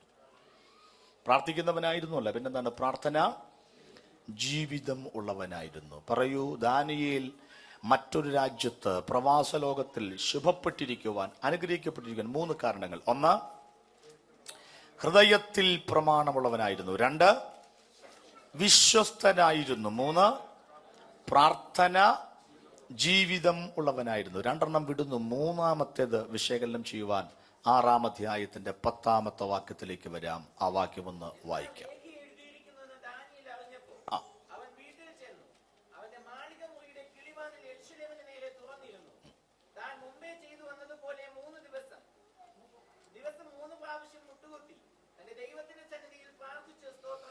പ്രാർത്ഥനയുടെ 6 കാര്യങ്ങൾ അവിടെ എഴുതിയിട്ടുണ്ട്. പ്രാർത്ഥിക്കുന്നവരുടെ കാര്യത്തിൽ പ്രാർത്ഥന ജീവിതമുള്ളവരുടെ 6 കാര്യങ്ങൾ. എന്താണ് ആ വാക്യത്തിലുള്ള 6 കാര്യങ്ങൾ? 1, വീട്ടിലേക്ക് ചെന്നുള്ള പ്രാർത്ഥന. 2, കിളിവാതിൽ തുറന്നിട്ടുകൊണ്ടുള്ള പ്രാർത്ഥന. 3, അങ്ങ് പറ, ഏതായാലും കുത്തി നോക്കിയിരിക്കുകയാണല്ലോ, എന്നാ പിന്നെ നിങ്ങൾ പറ. മുൻപേ ചെയ്തു വന്നതുപോലെയുള്ള പ്രാർത്ഥന. 4, ദിവസം 3 നേരമുള്ള പ്രാർത്ഥന. 5, മുട്ടുകുത്തിയുള്ള പ്രാർത്ഥന. 6, സ്തോത്രം ചെയ്തുകൊണ്ടുള്ള പ്രാർത്ഥന. എക്സ്ക്യൂസ് മീ, റിൻസി ഋഷി ആണോ ഇരിക്കുന്നത്? അങ്കമാലിയിലെ സ്തോത്രം, പ്രൈസ് ദി ലോർഡ്. ഞങ്ങളുടെ പ്രിയപ്പെട്ട സുശീല ആൻറ്റിയുടെ മോളാണ്. എൻ്റെ ഭാര്യ അങ്കമാലി ഏറ്റവും വലിയ ബെസ്റ്റ് ഫ്രണ്ട് എന്ന് പറയുന്നത് അവളുടെ അമ്മയാണ്. കണ്ടില്ല കേട്ടോ, അതുകൊണ്ടാണ്. കർത്താവ് അനുഗ്രഹിക്കട്ടെ. Praise the Lord. സ്തോത്രം. അപ്പോ ദാനിയേലിന്റെ പ്രാർത്ഥനയുടെ 6 പ്രത്യേകതകൾ. 1, വീട്ടിലേക്ക് ചെന്നുള്ള പ്രാർത്ഥന. 2, കിളിവാതിൽ തുറന്നിട്ടുള്ള പ്രാർത്ഥന. 3, മുൻപേ ചെയ്തു വന്നതുപോലെയുള്ള പ്രാർത്ഥന. 4, ദിവസം 3 നേരമുള്ള പ്രാർത്ഥന. 5, മുട്ടുകുത്തിയുള്ള പ്രാർത്ഥന. 6, സ്തോത്രം ചെയ്തുകൊണ്ടുള്ള പ്രാർത്ഥന. ഒരു സ്തോത്രം പറയാമോ? ഇങ്ങനെയൊക്കെ പ്രാർത്ഥിക്കാമെങ്കിൽ നമുക്ക് ഇവിടെ അനുഗ്രഹിക്കപ്പെട്ടിരിക്കാം. 1, എങ്ങോട്ട് ചെന്നുള്ള പ്രാർത്ഥന? നടന്നു. ഒരാളുടെ ആത്മീകം എവിടെയാണ് വെളിപ്പെടുന്നത്, എവിടെയാണ് വെളിപ്പെടേണ്ടത്? വെളിപ്പെടുന്നത് ആലയത്തിലാണ്, വെളിപ്പെടേണ്ടത് വീട്ടിലാണ്. നമ്മളെ നേരെ തിരിച്ച്. ഞായറാഴ്ച രാവിലെ 10 മണി മുതൽ 1 മണി വരെയാണ് നമ്മുടെ ബന്ധനം അഴിയുന്നതും ഇന്ധനം തീരുന്നതും. അതോടെ സകല ഇന്ധനവും പിന്നെ വയർത്ത് കുളിച്ചു വിടുന്നൊരു പോക്ക് പോയാൽ. എന്റെ ചോദ്യം ഇത്രയേ ഉള്ളൂ, ഞായറാഴ്ച ദിവസം നിങ്ങൾ സഭാഹാളിൽ ആരാധിക്കുന്ന ഈ ആരാധന, പറയുന്ന ഈ അന്യഭാഷ, ഈ സ്പിരിച്വൽ മൂവ്മെന്റ്, ഈ റിവൈവൽ പ്രോഗ്രസ്, ഇതൊക്കെ തിങ്കളാഴ്ച മുതൽ ശനിയാഴ്ച വരെ അവനവന്റെ വീട്ടിൽ ഉള്ള എത്ര പേരുണ്ട്? കയ്യൊന്നും പൊക്കരുത്. ഇവിടെ പറയുന്ന അതേ അന്യഭാഷ, ഇവിടെ പറയുന്ന അതേ ആരാധന, ഇവിടെ പറയുന്ന അതേ സ്പിരിച്വൽ മൂവ്മെന്റ് തിങ്കളാഴ്ച മുതൽ ശനിയാഴ്ച സ്വന്തം വീട്ടിൽ ഉള്ളവർ എത്ര പേരുണ്ട്? ഇല്ലെങ്കിൽ എവിടെയോ ഒരു ഗ്രാമർ മിസ്റ്റേക്ക് ഉണ്ട്. വീട്ടിൽ പ്രാർത്ഥന ഉണ്ടോ എന്ന് ചോദിച്ചാൽ എന്താ മറുപടി? ആർക്കറിയല്ലേ? പ്രഭാത പ്രാർത്ഥനകളൊക്കെ മിക്കവാറൊക്കെ നിന്നു കഴിഞ്ഞു എന്നാണ് എനിക്ക് തോന്നുന്നത്. ഞാനൊരു വീട്ടിൽ ചെന്ന് രാവിലെ അവിടെ രാത്രി കിടക്കുന്ന നേരം വെളുത്ത് അവിടുത്തെ അച്ഛൻ പറഞ്ഞിട്ട്, ഇടി പാസ് വന്നിട്ടുണ്ട്, രാവിലെ ഒരു പാട്ട് പാടി പ്രാർത്ഥിച്ചേക്കണോ? ഓ, രാവിലെ എല്ലാവരും കൂടി ഒന്ന് പ്രാർത്ഥിക്കാൻ തുടങ്ങിയപ്പം എന്നോട് പറഞ്ഞു, പാസ് ഒരു പാട്ട് പാട്. ഞാൻ പറഞ്ഞു, ഉഷകാലം ഈ അങ്ങനെ പാട്ടില്ലേ, എഴുന്നേൽക്കുക പരനെ പാടി വെച്ചിങ്ങനെ നോക്കിയപ്പോൾ ആരും പാടുന്നില്ല. അപ്പൊ ഞാൻ വെച്ചിനെ പിച്ചും താളം ഒരാൾക്ക് മാറിപ്പോയി. ഒന്നുപോലെ ഞാൻ ഹൈപ്പിച്ചിൽ ഉഷകാലം എഴുന്നേൽ, എന്നിട്ടും ആരും പാടുന്നില്ല. അപ്പൊ അടുത്തിരുന്ന കൊച്ചൻ അവിടുത്തെ വീട്ടിലെ എന്നോട് തോണ്ടിച്ചു, അങ്കിൾ ഇത് പുതിയ പാട്ടാണോ? ഞാൻ ജനിക്കുന്നതിന് മുമ്പേ ഉള്ള പാട്ടാ. അപ്പൊ എന്താ മനസ്സിലായി? നിങ്ങൾക്ക് മനസ്സിലായല്ലോ, അത് മതി. അവിടെ നേരം വെളുത്തൊരു പ്രാർത്ഥനയെ ചിലപ്പോഴൊക്കെ ഞാൻ കണക്കെടുപ്പ് നടത്തിയിട്ടുണ്ട്. ഒരു വർഷം എത്ര വീട്ടിൽ താമസിച്ചു? ഞാൻ ഇന്നലെ പറഞ്ഞുള്ളൂ, 176 വീട്ടിൽ ഒരു വർഷം താമസിച്ചിട്ടുണ്ട്. എൻ്റെ വീട്ടിൽ അപൂർവമായിട്ട് വന്നു പോകുന്നൊരു ജീവിയാണ് ഞാൻ. ഹിന്ദുക്കളുടെ വീട്ടിൽ താമസിച്ചു, ഒരു ഹിന്ദുവിന്റെ വീട്ടിൽ താമസിച്ചു. അപ്സൈഡില്ല, വീടിന്റെ പണി പൂർത്തീകരിച്ചിട്ടില്ല, കിടന്നിട്ട് ഉറക്കം വരുന്നില്ല. ഞാനെന്തോ ആകെപ്പെട്ട ടെൻഷൻ. ഞാൻ ചെന്ന് നോക്കിയപ്പോൾ ഒരു കർട്ടൻ ഇതിനെ ഇതുപോലെ ഇട്ട് വെച്ചിരിക്കുക. ഞാൻ ചെന്നപ്പോ ഇതിനകത്ത് എന്തോ വല്ലവന്റെ വീട്ടിൽ ചെന്ന കർട്ടൻ മാറ്റി വെക്കാൻ പറ്റുമോ? പിന്നെ അവിടെ കിടത്തു. നിങ്ങൾക്കറിയാമോ, ആരും ലോകത്തിലൊന്നും സ്വന്തമായിട്ട് കൊണ്ടുപോകില്ല, ഒന്നും സ്വന്തമല്ല, അതാണ് സത്യം. ഒരു പ്രസംഗം തന്നെ നടത്താറുണ്ട്, എന്റെ ദൈവം എന്ന് പറഞ്ഞാൽ ആരും സ്വന്തമല്ലെന്നർത്ഥം. വണ്ടി സ്വന്തമല്ല, ആണോ? അല്ല, അതുകൊണ്ടാണ് ടാക്സ് അടയ്ക്കുന്നത്. വസ്തു സ്വന്തമല്ല, ആണോ? അല്ല, ആ ടാക്സ് അടയ്ക്കുന്നത്. വീട് സ്വന്തമാണോ? അല്ല, അതാ കരം കെട്ടുന്നത്. ഇതൊക്കെ അടച്ചില്ലെങ്കിൽ സീൽ വെച്ചു. പൈസലോ? ഭാര്യയും ഭർത്താവും സ്വന്തമാണോ? അല്ല. നിങ്ങൾ കലഹമൊന്നും ഉണ്ടാക്കരുത്. പക്ഷെ അല്ല, അതൊന്നുമല്ല. ഞാനതിനെ കുറിച്ച് പറയുന്ന ഒരു അൺനോർമൽ ഡെത്ത്, അപകട മരണം സംഭവിച്ച ഡെഡ് ബോഡി തൊടാൻ പോലും നിങ്ങൾക്ക് അവകാശമില്ല. ഉണ്ടോ? മൃതദേഹം ആരേറ്റെടുക്കും? സർക്കാർ ഏറ്റെടുക്കും. ബന്ധുക്കൾക്ക് വിട്ടുകൊടുക്കും. ആര് വിട്ടുകൊടുക്കും? ജീവൻ മരണ പോരാട്ടം നടക്കുമ്പോഴെല്ലാം നമ്മൾ പുറത്താ. ഓപ്പറേഷൻ തിയേറ്ററിലേക്ക് പോകുമ്പോൾ നിങ്ങൾ നോക്കി, നേഴ്സുമാരൊക്കെ അവിടെ ഇരിക്കുന്നില്ലേ? ഓപ്പറേഷൻ തിയേറ്റർ വരെ തള്ളിക്കൊണ്ട് അവിടെ ചെല്ലുമ്പോൾ പറയും നോ അഡ്മിഷൻ. മലയാളത്തിൽ അന്യർക്ക് അകത്ത് പ്രവേശനമില്ലെന്ന്. ആരാ അന്യര്? താലി കിട്ടിയ ആളൊക്കെ അന്യരാണോ? ആശുപത്രിക്കാർ കൂടെ നമ്മളെല്ലാം അന്യരാണെന്ന്, പിള്ളേരൊക്കെ അന്യരാണെന്ന്. എന്നിട്ട് അകത്തോട്ട് പോകുന്ന അമ്മായിയുടെ മോളാന്നോ? ഡോക്ടർ കൊച്ചപ്പനാന്നോ?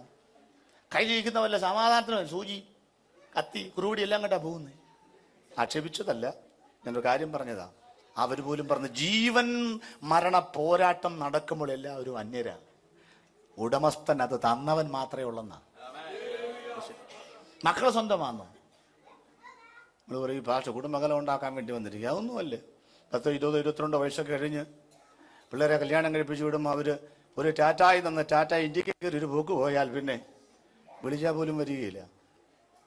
ആണോ? വീരന്റെ കയ്യിലെ അസ്ത്രങ്ങളെ എങ്ങനെ അകനെയാകുന്നു യൗവനത്തിലെ മക്കൾ.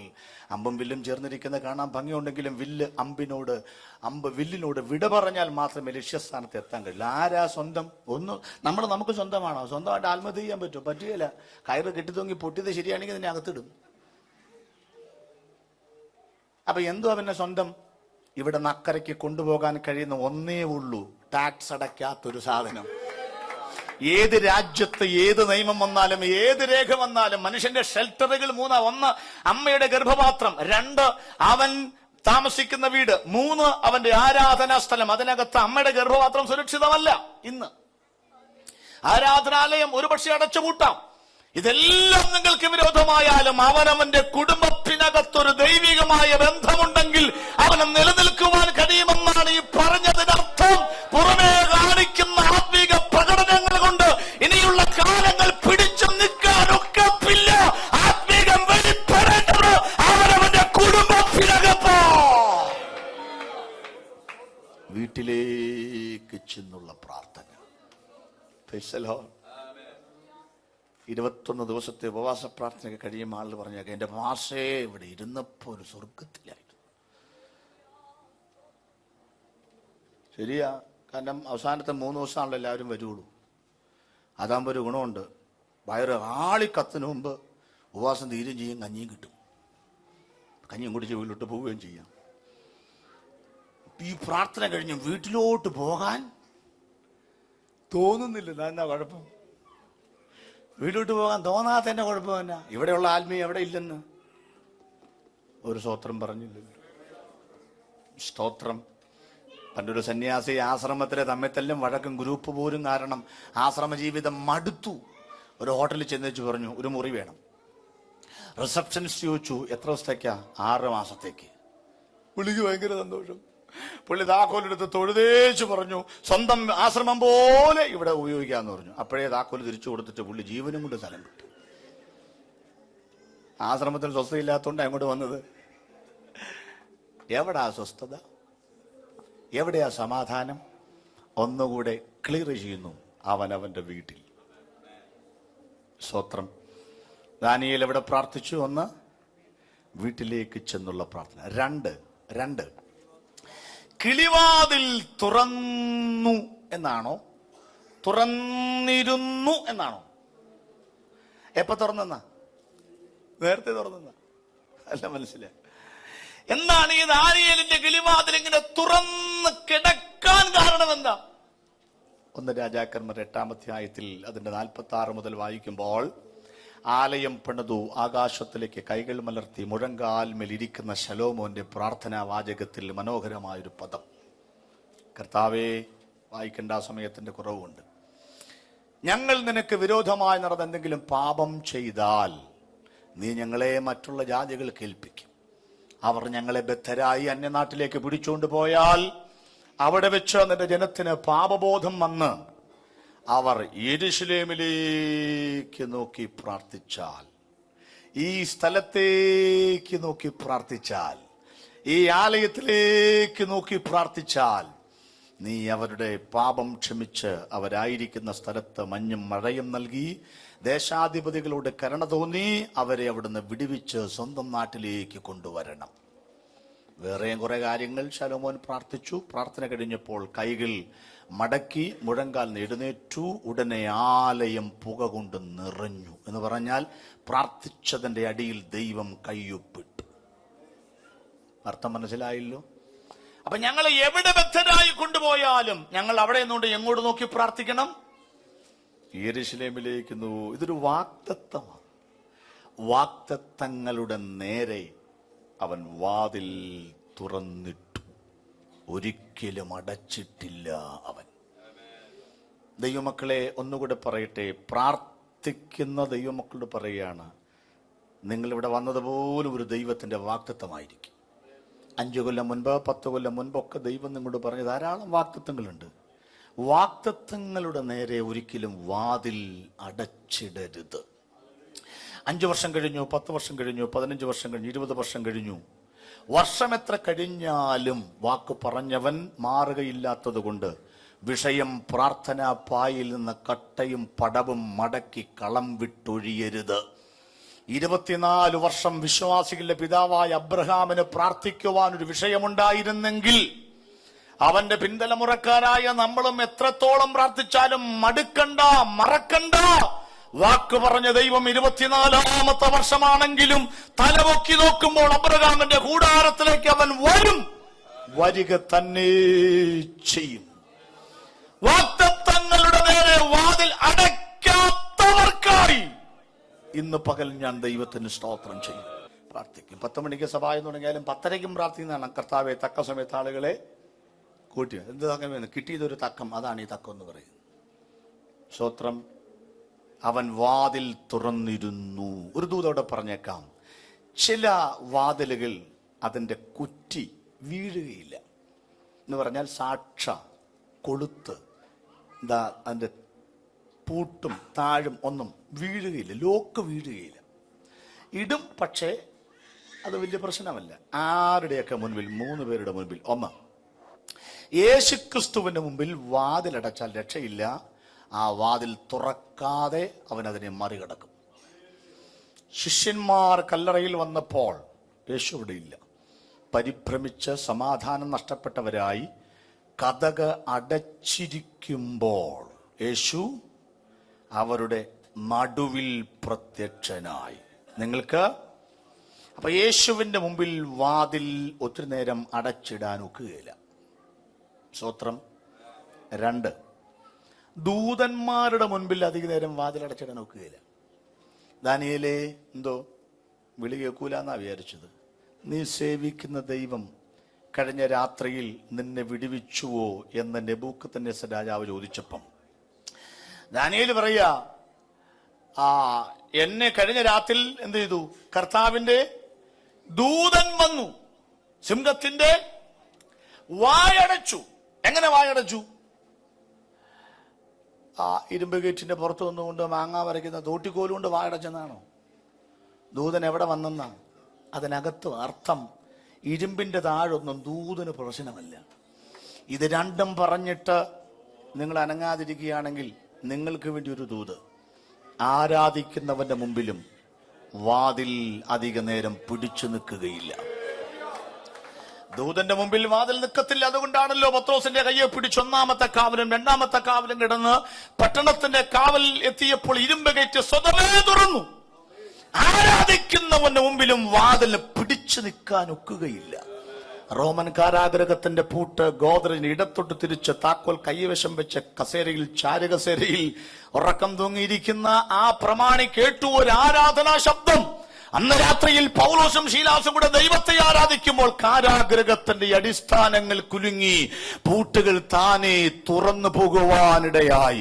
ഇന്ന് പകൽ ദൈവത്തെ ആരാധിക്കുന്ന അഭിഷേകമുള്ള ദൈവത്തിന്റെ മക്കളോട് ദൂത് പറയുകയാണ്, യേശുവിന് മുമ്പിൽ വാതിൽ അടഞ്ഞു കിടക്കുകയില്ല. ദൂതന്മാരുടെ മുമ്പിൽ വാതിൽ അടഞ്ഞു കിടക്കുകയില്ല. ശക്തമായി ആരാധിക്കുന്ന അഭിഷേകമുള്ള ഒരു വ്യക്തിയാണ് നിനിയെങ്കിൽ നിന്റെ മുൻപാകെയും വാതിൽ അടഞ്ഞു കിടക്കുകയില്ല.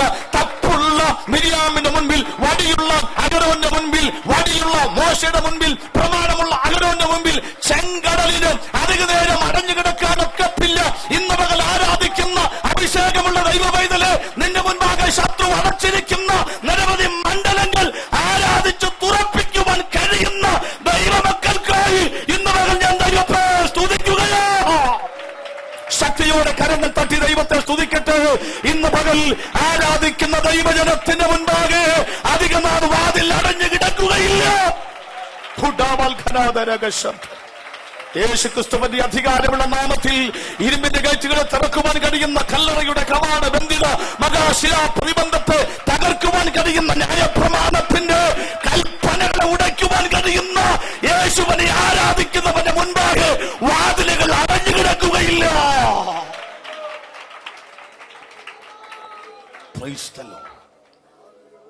ദാനിയേൽ വീട്ടിലോട്ട് ചെന്ന് പ്രാർത്ഥിച്ചു. 2, കിളിവാതിൽ തുറന്നിട്ടുകൊണ്ടുള്ള പ്രാർത്ഥന. അടയ്ക്കരുത് വാതിൽ. ഇന്ന് കിട്ടിയില്ലേലും നാളെ കിട്ടും. സ്തോത്രം. 3, മുൻപേ ചെയ്തു വന്നതുപോലെയുള്ള പ്രാർത്ഥന. സ്തോത്രം എന്ന് പറഞ്ഞാൽ എക്സ്പെഷ്യലി ഒരു പ്രയർ ഇല്ല പുള്ളിക്ക്. എന്താ കാര്യം? നമ്മളൊക്കെ എപ്പോഴാ പ്രത്യേകിച്ച് പ്രാർത്ഥിക്കുന്നത്? എന്തെങ്കിലും ഒരു കെടുതി വരുമ്പോഴാണ് പ്രത്യേകിച്ച് പ്രാർത്ഥിക്കുന്നത്. നമ്മുടെ നാട്ടിലൊക്കെ രീതി അങ്ങനെ. ഒരു പ്രശ്നം വന്നാൽ ഉടനെ ഉപവാസം പ്രഖ്യാപിക്കും. എപ്പോഴാണ് ഉപവസിക്കേണ്ടത്? എപ്പോഴാണ് പ്രാർത്ഥിക്കേണ്ടത്? ഒരു പ്രശ്നമില്ലാത്തപ്പോഴാണ് ഉപവസിക്കേണ്ടത്, ഒരു പ്രശ്നമില്ലാത്തപ്പോഴാണ് പ്രാർത്ഥിക്കേണ്ടത്. പ്രാർത്ഥനയുടെ പൽചക്രം കറങ്ങിക്കൊണ്ടിരുന്നാൽ ഏത് ഹിമാലയം പർവ്വത സമാനമായ പ്രശ്നവും വരട്ടെ, ആ പൽചക്രത്തിൽ കയറ്റി വെക്കുക, അതങ്ങ് കറങ്ങിപ്പോക്കോളൂ. പരീക്ഷയെ കുറിച്ച് കർത്താവ് പറയുന്നുണ്ട്. പരീക്ഷയിൽ അകപ്പെടാതിരിക്കേണ്ടതിന്, അങ്ങനല്ലേ? അപ്പൊ എപ്പോഴാണ് പ്രാർത്ഥിക്കേണ്ടത്? പരീക്ഷയിൽ അകപ്പെട്ട് തോറ്റു തൊപ്പിപ്പാളയിട്ട് തലയും കുത്തി നിൽക്കുമ്പോഴാണോ പ്രാർത്ഥിക്കുന്ന പറഞ്ഞത്? മഴ വരുന്നതിന് മുൻപാണോ മഴ വന്നതിന് ശേഷമാണോ ചിറകെട്ടേണ്ടത്? ചിറകെട്ടേണ്ടത് മഴ വരുന്നതിന് മുൻപാണ്.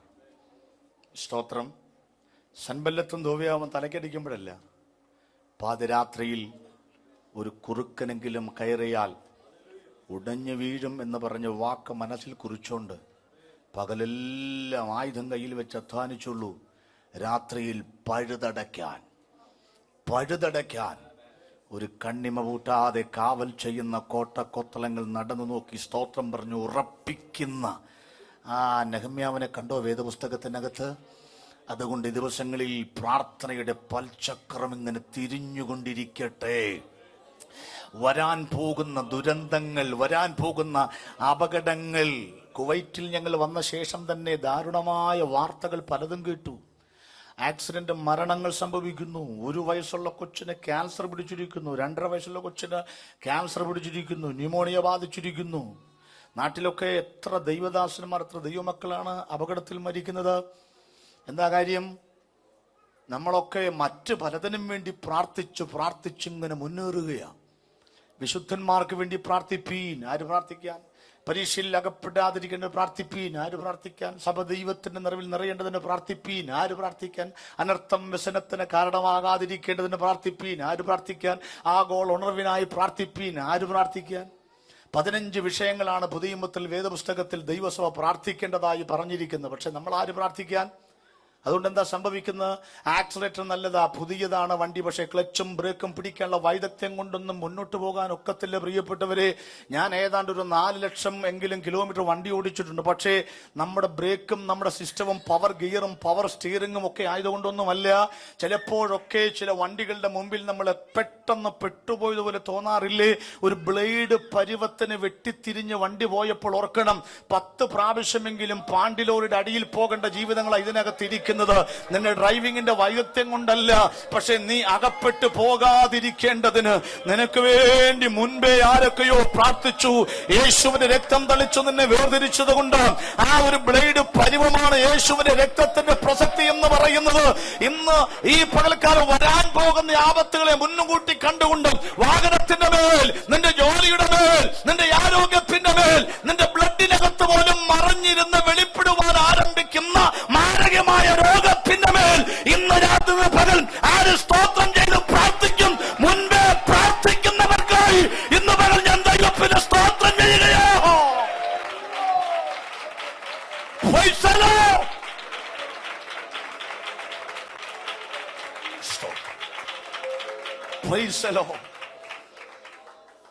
അവൻ മുമ്പേ പ്രാർത്ഥിച്ചു.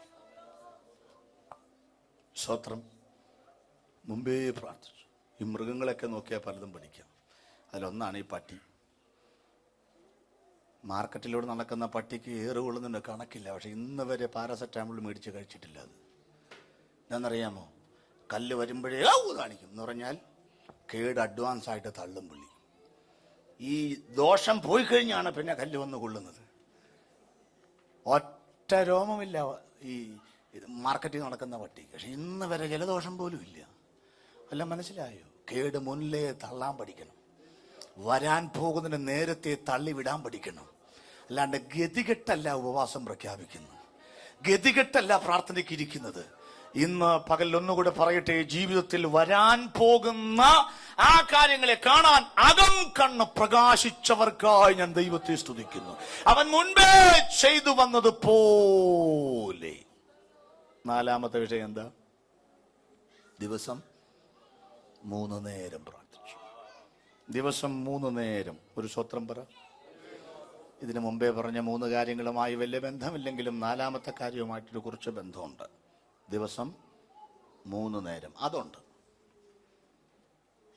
പിന്നെ അത് എന്താണെന്നാണല്ലേ, ചിരിച്ചവർക്കൊക്കെ കാര്യം മനസ്സിലായി. അതുണ്ട് പക്ഷേ അത് 3 നേരമല്ല, 5 നേരമാണ്. രാവിലെ പിള്ളേർക്ക് വേണ്ടി ഉണ്ടാക്കുമ്പോൾ 1, പിന്നെ 10 മണിക്ക് സ്വാഭാവികമായിട്ടൊന്ന്, പിന്നെ ഉച്ചയ്ക്കൊന്ന്, പിന്നെ 4 മണിക്ക് പിള്ളേർ വരുമ്പോൾ അവരുടെ പേരിൽ, പിള്ളേരുടെ പേരിൽ 2, നമ്മുടെ പേരിൽ 3, അങ്ങനെ 3ഉം 2ഉം 5 നേരമാണ്. സ്തോത്രം. എപ്പോഴും വായ അനങ്ങിക്കൊണ്ടിരിക്കുന്നതുകൊണ്ടാണോ എന്നറിയില്ല, ദൈവം നമ്മെ കുഞ്ഞാടുകൾ ഉണ്ടോ എപ്പോഴും അയവിറക്കിക്കൊണ്ടിരിക്കുക. സ്തോത്രം. 70 വർഷം വരെ ജീവിക്കുമ്പോൾ എത്ര ചാക്ക് അരിയുടെ ഭക്ഷണം കഴിക്കും? 80 ചാക്ക്. 70 വയസ്സ് കഴിഞ്ഞ് ആരെങ്കിലും ഉണ്ടോ? ഉണ്ടെങ്കിൽ ഓർത്തോളണം, ഒരു നേരം കുറച്ചേക്കണം. ചപ്പാത്തിയിലേക്കൊക്കെ മാറണം. ഞാൻ ഇപ്പോഴേ മാറി, ഗ്രേസ് പീരീഡിലാണ്. സ്തോത്രം. ദിവസം എത്ര നേരം? 3 നേരം. ഈ ദിവസം 3 നേരം ആര് പ്രാർത്ഥിച്ചെന്നായി പറയുന്നേ? രാജ്യത്തെ രണ്ടാമൻ. രാജ്യത്തെ രണ്ടാമന് ദിവസം 3 നേരം പ്രാർത്ഥിക്കാൻ സമയമുണ്ട്. യേശുക്രിസ്തുവിന്റെ അപ്പോസ്തലന്മാരിൽ 1-മനും 2-മനുമാണ് പത്രോസും യോഹന്നാനും. ഉച്ച കഴിഞ്ഞ് 3 മണിക്ക് അവർക്ക് പ്രാർത്ഥിക്കാൻ നേരമുണ്ട്. അപ്പോസ്തല പ്രവൃത്തികളിൽ ഒരിക്കൽ പത്രോസും യോഹന്നാനും 9-ാം മണി നേരം പ്രാർത്ഥനാലയത്തിലേക്ക് ചെല്ലും. ഇനി രാജ്യത്തെ 1-മനാണ് ദാവീദ്. പുള്ളി എത്ര നേരം പ്രാർത്ഥിക്കുമായിരുന്നു? രാവിലെയും ഉച്ചയ്ക്കും വൈകുന്നേരത്തും സങ്കടം ബോധിപ്പിച്ച് കരയും. അപ്പോ യേശുക്രിസ്തുവിന്റെ അപ്പോസ്തലന്മാരായ 1-മനും 2-മനും 3 മണിക്ക് പ്രാർത്ഥിക്കാൻ സമയമുണ്ട്. രാജ്യത്തെ 2-മനായ ദാനിയേലിന് ദിവസം 3 നേരം പ്രാർത്ഥിക്കാൻ സമയമുണ്ട്. 40 വർഷം ഇസ്രായേലിനെ ഭരിച്ച ഇസ്രായേലിന്റെ രാജാവായ രാജ്യത്തെ 1-മനായ ദാവീദിന് ദിവസം 3 നേരം പ്രാർത്ഥിക്കാൻ സമയമുണ്ട്. നമ്മുടെ കാര്യമോ? പിള്ളേർ പറയുന്ന ഒരു ജോലി കിട്ടിയെങ്കിൽ അവധി എടുക്കാമായിരുന്നു എന്ന് പറഞ്ഞവനെ വിളിച്ചാൽ പ്രാർത്ഥനയ്ക്ക് വരാൻ മാത്രം സമയം ഇല്ല. അവൻ ദിവസത്തിൽ 3 നേരം പ്രാർത്ഥിച്ചു. അവർക്കെല്ലാം ഒരു കാര്യം അറിയായിരുന്നു, ഇരിക്കുന്ന ഒരു കാല് പ്രാർത്ഥനയാണെന്നറിയായിരുന്നു. ദാവീദും അശ്വങ്ങളിലും രഥങ്ങളിലും ഒക്കെ ആശ്രയിക്കുന്നതിനേക്കാൾ ദൈവത്തിൽ ആശ്രയിച്ച കാരണം, ഏത് കസേരയും നിലനിൽക്കണമെങ്കിൽ പ്രാർത്ഥിക്കാതെ ഒക്കത്തില്ല എന്നവർക്കറിയാമായിരുന്നു. അതുകൊണ്ട് ദിവസത്തിൽ 3 നേരം ടൈം ടേബിൾ വെച്ച് പ്രാർത്ഥിക്കണം എന്നല്ലേ പറഞ്ഞു. പക്ഷെ എപ്പോഴും പ്രാർത്ഥിക്കുവാൻ നമുക്ക് സാധിക്കട്ടെ എന്നാണ് ഈ പറഞ്ഞതിൻ്റെ അർത്ഥം. അങ്ങനല്ലേ? അടുത്ത ഭാഗം എന്താ? വീട്ടിലേക്ക് ഇന്ന് പ്രാർത്ഥിച്ചു, കിളിവാതിൽ തുറന്നിട്ട് പ്രാർത്ഥിച്ചു, അടുത്ത് മുട്ടുകാവിനെ മുൻപേ ചെയ്തു എന്നല്ല പ്രാർത്ഥിച്ചു, ദിവസം 3 നേരം പ്രാർത്ഥിച്ചു. അടുത്തെന്താ? മുട്ടുകുത്തി പ്രാർത്ഥിച്ചു. ഒരു സ്തോത്രം പറ.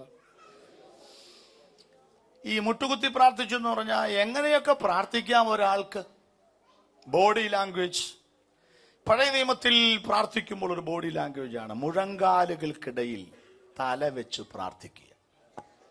അബ്രഹാം, ദാനിയേൽ ഒക്കെ അങ്ങനെ പ്രാർത്ഥിക്കുന്നത്. ഇതാണ് അബ്രഹാം തല പൊക്കി നോക്കിയപ്പോൾ. ഏലിയാവ് മുഴങ്കാലുകൾക്കിടയിൽ തലവെച്ചാണ് 7 പ്രാവശ്യമൊക്കെ പ്രാർത്ഥിക്കുന്നത്. അപ്പോ പുതിയ നിയമത്തിൽ അങ്ങനെ നമ്മൾ കാണുന്നില്ല. നിയമത്തില് പിന്നെ ദാവീദൊക്കെ ഓടി നടക്കുമ്പോൾ പ്രാർത്ഥിക്കാറുണ്ട്, പാട്ട് പാടാറുണ്ട്. അതുകൊണ്ടാണ് ദാവീദ് ഓടിപ്പോയിപ്പോൾ പാടിയ സങ്കീർത്തനം എന്നൊക്കെ പറഞ്ഞു. അത് ശത്രു പുറകെ ഓടിക്കുമ്പോഴാണ്. നമ്മളൊക്കെ ശത്രു പുറകെ ഓടിക്കുമ്പോൾ പാടുന്ന പാട്ട് ഏതാണെന്ന് അറിയാമല്ലോ. അപ്പോ ഇവൻ ഓടിപ്പോകുമ്പോഴും അവൻ പ്രാർത്ഥിക്കും. ഇനി പുതിയ നിയമത്തിൽ ഈ വാക്കിംഗ് പ്രയർ ഉണ്ട്. നമ്മുടെ നാട്ടിലൊക്കെ അത് പാസ്റ്റർമാർ ചെയ്യാറുണ്ട്. രാവിലെ നടക്കുക. ഒത്തിരി പാസ്റ്റർമാർ ഇപ്പൊ അത് ആദ്യമൊക്കെ വിമർശിച്ചിട്ട് ഇപ്പൊ ഇറങ്ങി നടക്കുന്നുണ്ട്. പിന്നീടാണ് അർത്ഥം മനസ്സിലായത്, ഒക്കത്തിനും ഷുഗർ രോഗമാണ്. ഇപ്പൊ രാവിലെ ഒരു ബെർമുട ഇട്ട് നടക്കുകയും കൂടി ചെയ്യാമെങ്കിൽ കുറച്ചും കൂടെ മെച്ചമാണ്. ഒരു വടിക്ക് 2 ഭക്ഷ്യ. പിന്നെ കുറച്ചു പേര് ആത്മാർത്ഥമായിട്ടും ചെയ്യുന്നുണ്ട്. അപ്പൊ ഓക്കെ, നടന്നുകൊണ്ട് പ്രാർത്ഥിക്കാം. അപ്പൊ ഓടി നടന്ന് പ്രാർത്ഥിക്കാം. 2, നടന്നുകൊണ്ട് പ്രാർത്ഥിക്കാം. പരീശൻ നിന്നുകൊണ്ടാണ് പ്രാർത്ഥിച്ചത്. അപ്പൊ നിന്നുകൊണ്ടും പ്രാർത്ഥിക്കാം. ഈ കുറച്ച് ക്ഷീണമാണെങ്കിൽ എന്ത് ചെയ്യുക?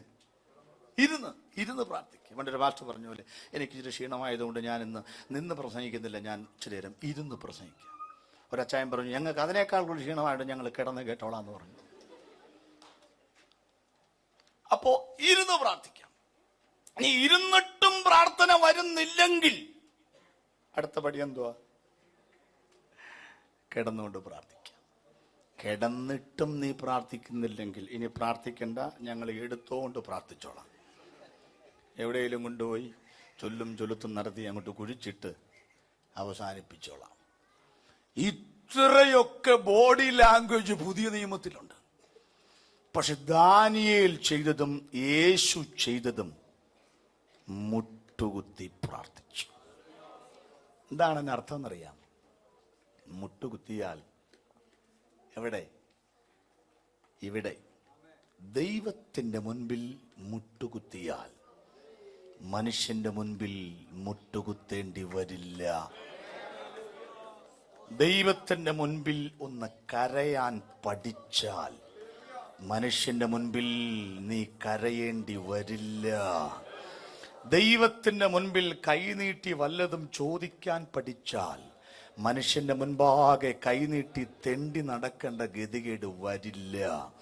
ദൈവത്തിന്റെ മുൻപാകെ 3, 7, 21, 40 ഒക്കെ തിരക്കേറിയ ജീവിതത്തിൽ സമയം കണ്ടെത്തി ഉപവസിച്ച് പ്രാർത്ഥിക്കാൻ പഠിച്ചാൽ നിനക്കെതിരെ വരുന്ന രേഖയുടെ ചുവപ്പിന്റെ കുരുക്കനാടയും അഴിക്കുവാൻ ഒരു സർക്കാരിന്റെ അടുത്തും മെമ്മോറാണ്ടവുമായി ഒരു പടി പോലും കയറേണ്ടി വരില്ല. വിശ്വസിക്കുന്നവർ കരങ്ങൾ ചേർത്തടിച്ച് ദൈവത്തെ സ്തുതിക്കട്ടെ. ദൈവത്തിന് മുൻപാകെ കരയാൻ പഠിച്ചാൽ, ദൈവത്തിന് മുൻപാകെ മുട്ടുകുത്താൻ പഠിച്ചാൽ, ദൈവത്തിന് മുൻപാകെ കൈനീട്ടാൻ പഠിച്ചാൽ, ദൈവത്തിന് മുൻപാകെ ചോദിക്കാൻ പഠിച്ചാൽ അവൻ മനുഷ്യന് മുൻപാകെ ജയിച്ചവനായി മാറും.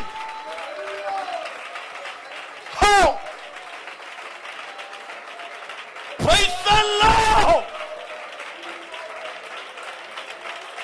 Hallelujah.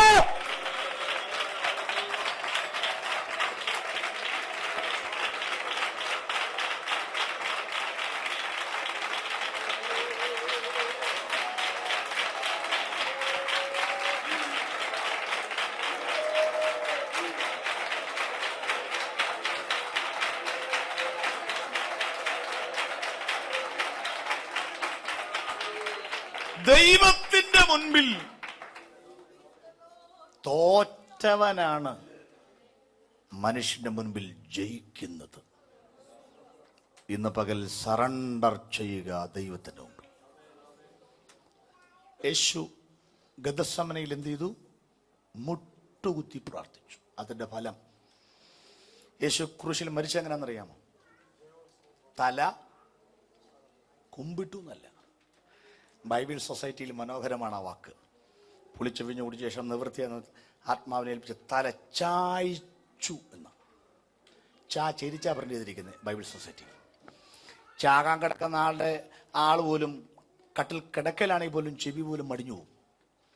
ആരും മരിക്കുമ്പോൾ തല ചായ്ക്കുകയല്ല, കുമ്പിടുക ചെയ്യുന്നത്, തോക്കുക ചെയ്യുന്നത്. എൻ്റെ യേശുവിനെ കുറിച്ച് ബൈബിൾ പറയുക, അവൻ മരണത്തിന്റെ മുമ്പിൽ പോലും തല കുമ്പിട്ടിട്ടില്ല.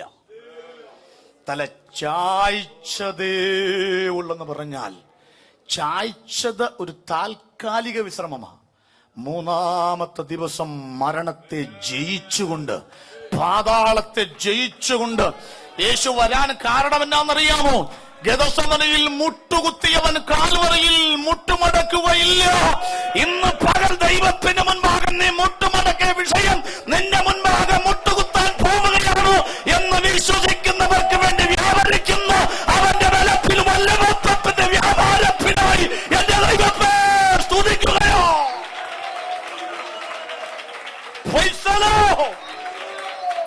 1-ാം അധ്യായത്തിലാണ് ദാനിയേലും കൂടെയുള്ളവർ ഉപവസിച്ച് പ്രാർത്ഥിച്ചത്.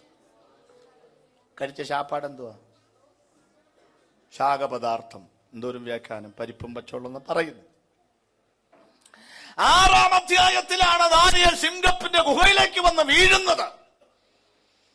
സിംഹം തൊട്ടില്ല. എന്താ കാര്യം തൊടാതിരുന്ന്? മൃഗങ്ങളും മനുഷ്യനും ഭക്ഷണം കഴിക്കുന്നതിന് വ്യത്യാസമുണ്ട്. നമ്മുടെ മുമ്പിൽ കൊണ്ടെന്ന് വെച്ചാൽ നമ്മൾ എന്ത് ചെയ്യും? വിശപ്പ് പോലെ ഇരിക്കും. പ്രാർത്ഥിക്കണോ വേണ്ടിയൊന്ന് വിശപ്പാണ് തീരുമാനിക്കുന്നത്, അല്ലാണ്ട് സാഹചര്യമല്ല തീരുമാനിക്കുന്നത്. അതുകൊണ്ടാണ് മാർ ക്രിസോസ്റ്റം പണ്ട് കല്യാണ സത്യം നടക്കുമ്പോൾ പ്രാർത്ഥിക്കാമെന്ന് പറഞ്ഞവൻ പുള്ളി നോക്കിയപ്പോൾ എല്ലാം തീറ്റ തുടങ്ങി. പുള്ളി പറഞ്ഞു, കർത്താവേ, ഭൂരിപക്ഷത്തിന്റെ വായിലും ന്യൂനപക്ഷത്തിന്റെ കയ്യിലും ഇരിക്കുന്ന ഭക്ഷണത്തെ അനുഗ്രഹിക്കണമേ. ഞങ്ങളെ കല്യാണം നടത്തുമ്പം പ്രാർത്ഥിച്ചങ്ങ് നേരത്തെ തീർക്കും, ഭക്ഷണം പിന്നെ കഴിച്ചാൽ മതി. നമ്മൾ കൊണ്ടുവെക്കുന്ന ഭക്ഷണമൊക്കെ നമ്മൾ പെട്ടെന്ന് വാരി കഴിക്കും. ചിലപ്പോൾ സഹോദരിമാരൊക്കെ ഈ സന്ധ്യയായി ഉഷസമായി 7-ാം ദിവസം വരെ ബൈബിളിലുള്ളൂ. ഫ്രിഡ്ജ് വന്നതിന് ശേഷം അത് 8-ാം ദിവസവും 9-ാം ദിവസവും 10-ാം ദിവസമൊക്കെ ആയിട്ടുണ്ട്. ചിലപ്പോൾ ആ സാധനമൊക്കെ ആയിരിക്കും വരുന്നത്. അവർ അന്നേരം തട്ടുകടയിലെ പോലെ ചൂടാക്കിയിട്ട് അവർ തരുന്നത്. നമുക്കതിൻ്റെ ഒരു ടേസ്റ്റ് വ്യത്യാസം അറിയാൻ പറ്റില്ല.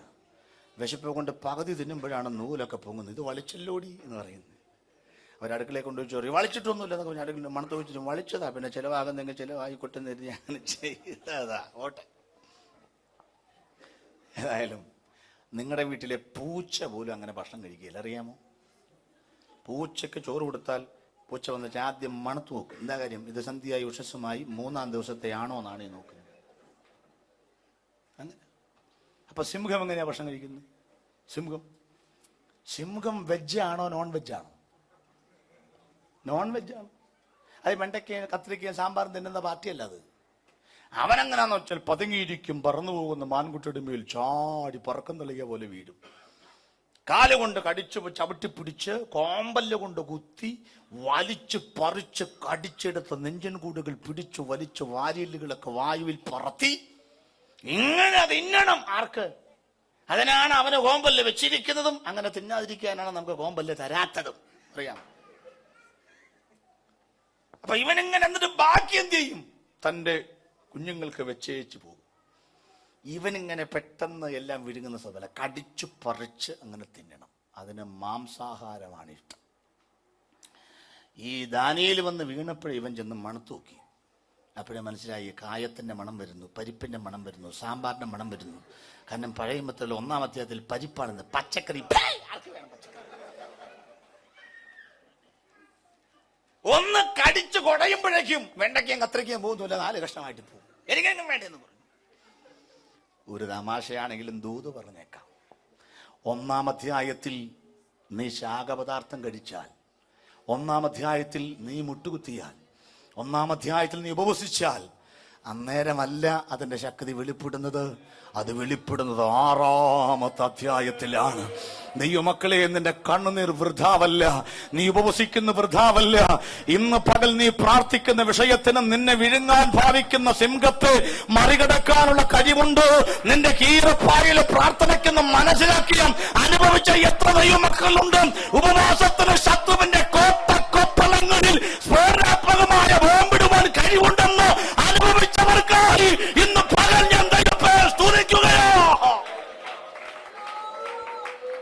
ഇവൻ പതുങ്ങിപ്പോയി. ദാനിയേൽ 1-ാം അധ്യായത്തിൽ പതുങ്ങുന്നത് കണ്ടുകൊണ്ടൊന്നും ദാനിയേൽ തോറ്റെന്ന് പറയാൻ പറ്റുകയില്ല. പറ്റുമോ? അല്ല. ദൈവമക്കളുടെ ജയം എപ്പോഴും പതുങ്ങുമ്പോഴാ. പൂച്ചയെ കണ്ടുപിടിക്കണം. പൂച്ചയെ പോലെ പൊങ്ങച്ചുള്ളൊരു മൃഗം ലോകത്തിലില്ല. ഈഗോ. ഒരു പട്ടിയെ കണ്ടാൽ പൂച്ചയ്ക്കറിയാം എന്നേക്കാൾ 3, 4, 5 വലിപ്പമുണ്ട് പട്ടിക്ക്. എന്നാലും സമ്മതിച്ചു കൊടുക്കുകയില്ല. ഞാൻ നിന്റെ അത്രയുണ്ടെന്ന് പറയാൻ വേണ്ടി എന്തൊരു നിപ്പാന്നറിയാം, ആർച്ച പോലെ അങ്ങ് നിൽക്കുക. അതേ പൂച്ച തൻ്റെ 100-ൽ-1 ഒരു പാറ്റയെ കണ്ടാൽ പതുങ്ങുന്ന കണ്ടിട്ടുണ്ടോ? ചുരുങ്ങി ചുരുങ്ങി ചുരുങ്ങി ചുരുങ്ങി ചുരുങ്ങി ചുരുങ്ങി ചുരുങ്ങി ചുരുങ്ങി ഇങ്ങനെ മാന്തിപ്പറിച്ച് വാലൊക്കെ റിമോട്ട് കൺട്രോളിൽ നിൽക്കുക. നമ്മൾ പറയും, ഒതുങ്ങിപ്പോയല്ലോ, പതുങ്ങിപ്പോയല്ലോ, ചെറുതായിപ്പോയല്ലോ, ഒറ്റപ്പെട്ടു പോയല്ലോ, കവളൊക്കെ ഒട്ടിയല്ലോ, ചുരുങ്ങിപ്പോയല്ലോ. പൂച്ചയുടെ മറുപടി, ഒറ്റപ്പെട്ടതല്ല, ഒറ്റപ്പെടുത്തിയതാ. ചുരുങ്ങിയതല്ല, ഞാൻ ചുരുക്കിയതാ. എന്തിനെന്നറിയാമോ? ശത്രുവിനെ കണ്ടോണ്ടാ ഞാൻ പതുങ്ങിയത്. ഈ പതുങ്ങലിന്റെ അർത്ഥം ചുരുങ്ങുന്നതല്ല, ഒറ്റ ചാട്ടത്തിൽ അവൻ കുതറി രക്ഷപ്പെടരുത്. ചാടിയാൽ പിടിച്ചിരിക്കണം. ചാടാനുള്ള ശക്തി ആർജിക്കുന്ന രംഗമായി കാണുന്നേ. മനസ്സിലാകുന്നവർക്കായി ദൈവത്തിന് സ്തോത്രം. അതുകൊണ്ട് ഉപവാസ പ്രാർത്ഥനയിലൂടെ ക്ഷീണത്തിൽ, അതിനകത്തുള്ള ഒരു ശാരീരികമായ അവസ്ഥയിൽ പ്രാർത്ഥിക്കുന്ന കണ്ണുനീരിൽ പ്രാർത്ഥിക്കുന്ന വാചകത്തിനകത്ത് നീ പ്രാർത്ഥന കഴിയുമ്പോൾ നിനക്ക് ജയിക്കാൻ കഴിയുന്ന, നിന്റെ ശത്രുവിന്റെ മേൽ ചാടി വീഴാൻ കഴിയുന്ന ഒരു ആർജവം, ഒരു ശക്തി അകത്തെ മനുഷ്യൻ ശക്തിപ്പെടുകയാണ് ചെയ്യുന്നത്. ഇന്ന് പകൽ നിനക്കെതിരെ വെല്ലുവിളിക്കുന്ന ശത്രുവിന്റെ മേൽ നിനക്കൊന്ന് ചാടി വീഴുവാൻ കഴിയുന്ന ഒരാത്മബലം ആഭ്യന്തരമായി നിന്റെ മേൽ പകരട്ടെ. അവൻ മുട്ടുകുത്തി പ്രാർത്ഥിച്ചു. അവസാനത്തെ വാക്ക് പറഞ്ഞ് അവസാനിപ്പിക്കുന്നു. പ്രാർത്ഥിച്ചു, സ്തോത്രം ചെയ്തു. നമ്മൾ അങ്ങനല്ല അല്ലേ? നമ്മൾ പ്രാർത്ഥിച്ച് കഴിഞ്ഞാൽ പിടി തട്ടി പോവുക. സ്തോത്രം ചെയ്തു, പ്രാർത്ഥിച്ചു. സ്തോത്രം ചെയ്തേച്ച് പ്രാർത്ഥിക്കുന്നവരുണ്ട്, പ്രാർത്ഥിച്ചിട്ട് സ്തോത്രം പറയുന്നവരുണ്ട്. രണ്ടും രണ്ടാം. നെഹമ്യാവ് 11:17 വായിക്കുന്ന പ്രാർത്ഥനയിൽ സ്തോത്രം ആരംഭിക്കുന്ന മധ്യന്യാവുന്ന പ്രാർത്ഥനയിൽ സ്തോത്രം ആരംഭിക്കുന്ന മധ്യന്യാവും. ഇപ്പൊ സ്തോത്രം സ്വത്രം സ്വത്രം സ്വത്രം പറഞ്ഞാണ് തുടങ്ങുന്നത്. നമ്മുടെ ആളുകൾ തുടങ്ങാറുണ്ട് അങ്ങനെയൊക്കെ. എന്നാ മസൂരി പ്രാർത്ഥിച്ചാട്ടെ. പടുത്തിരിക്കുന്ന ആള് നിങ്ങളോടാ, എന്നോടാണ്. കർത്താവേ സ്വത്രം സ്വത്രം സ്വത്രം. അതെന്നാ പല കാര്യങ്ങൾ ചിന്തിച്ചുകൊണ്ടിരുന്നപ്പം ആത്മീയം മറന്നുപോയി. അന്നേരമാണ് പാസ്റ്റർ പ്രാർത്ഥിക്കാൻ പറഞ്ഞത്. അപ്പൊ പിന്നെ ഈ പ്രാർത്ഥനയുടെ ട്രാക്കിലേക്ക് വരാനുള്ള ഒരു സൂത്രമാണ് ഈ പറഞ്ഞ സ്വത്രമെല്ലാം. അതിനല്ല സ്വത്രം പറയുന്നത്. മുൻകാലങ്ങളിൽ ദൈവം ചെയ്ത നന്മകൾക്കായിട്ടും പ്രാർത്ഥന കേട്ടതിനായിട്ടും സ്വത്രം. പ്രാർത്ഥിച്ച് കഴിയുമ്പോഴെന്തിനാ സ്വത്രം പറയുന്നത് അറിയാമോ? എന്തിനാ? സംശയിക്കുന്നില്ല ഞങ്ങൾ. ഇപ്പോൾ പ്രാർത്ഥിച്ച പ്രാർത്ഥനകൾക്ക് ദൈവം മറുപടി തന്നതിനായി സ്തോത്രം. മുട്ടുമടക്കാമോ? ഒരു നിമിഷം സ്തോത്രം പറയാൻ പോ. വേറെ ഒന്നും പറയുന്നില്ല. സ്തോത്രം മാത്രം പറഞ്ഞ്, ഹല്ലേലൂയ മാത്രം പറഞ്ഞ്.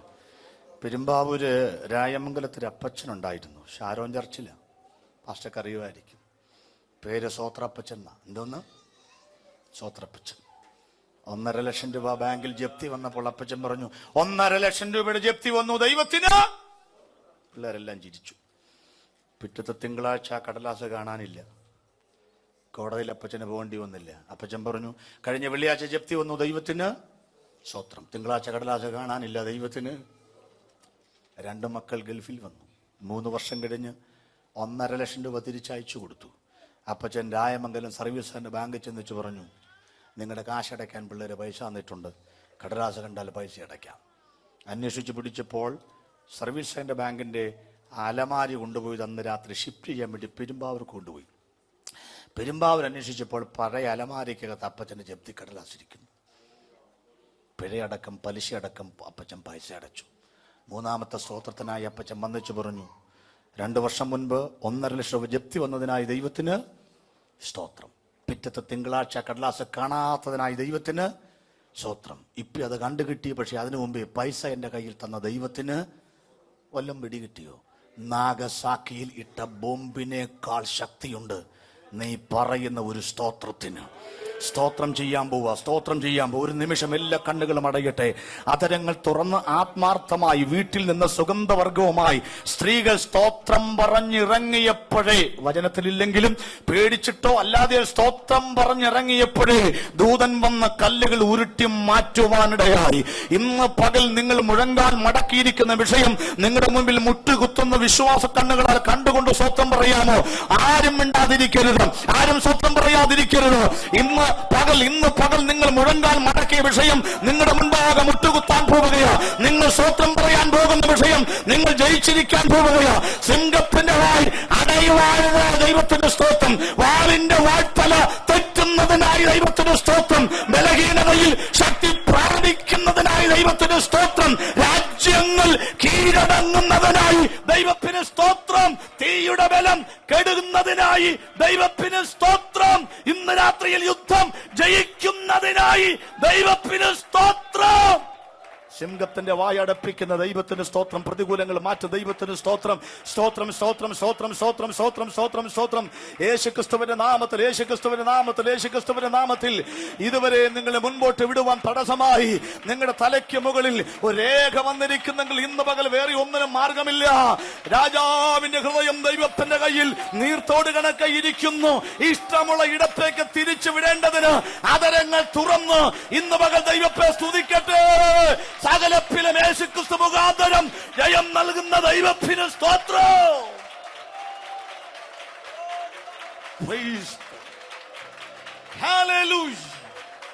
സ്വർഗസ്ഥനായ ഞങ്ങളുടെ നല്ല പിതാവേ, ഇന്ന് രാത്രിക്ക് ഇന്ന് പകലിനാ ഞങ്ങൾ ദൈവത്തെ സ്തുതിക്കുന്നു.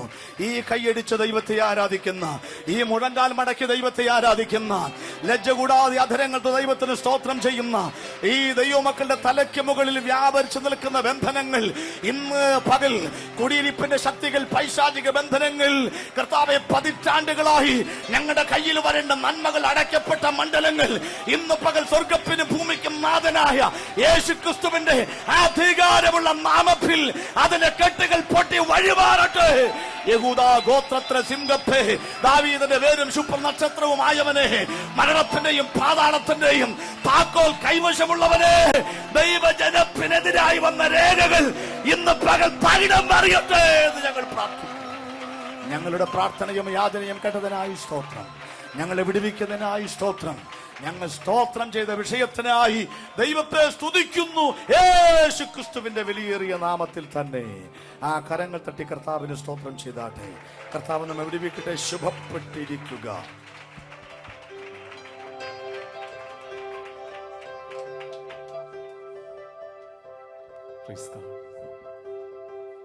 നമുക്കൊരു ഗാനം കൂടി പാടി കർത്താവിനെ സ്തുതിക്കാം.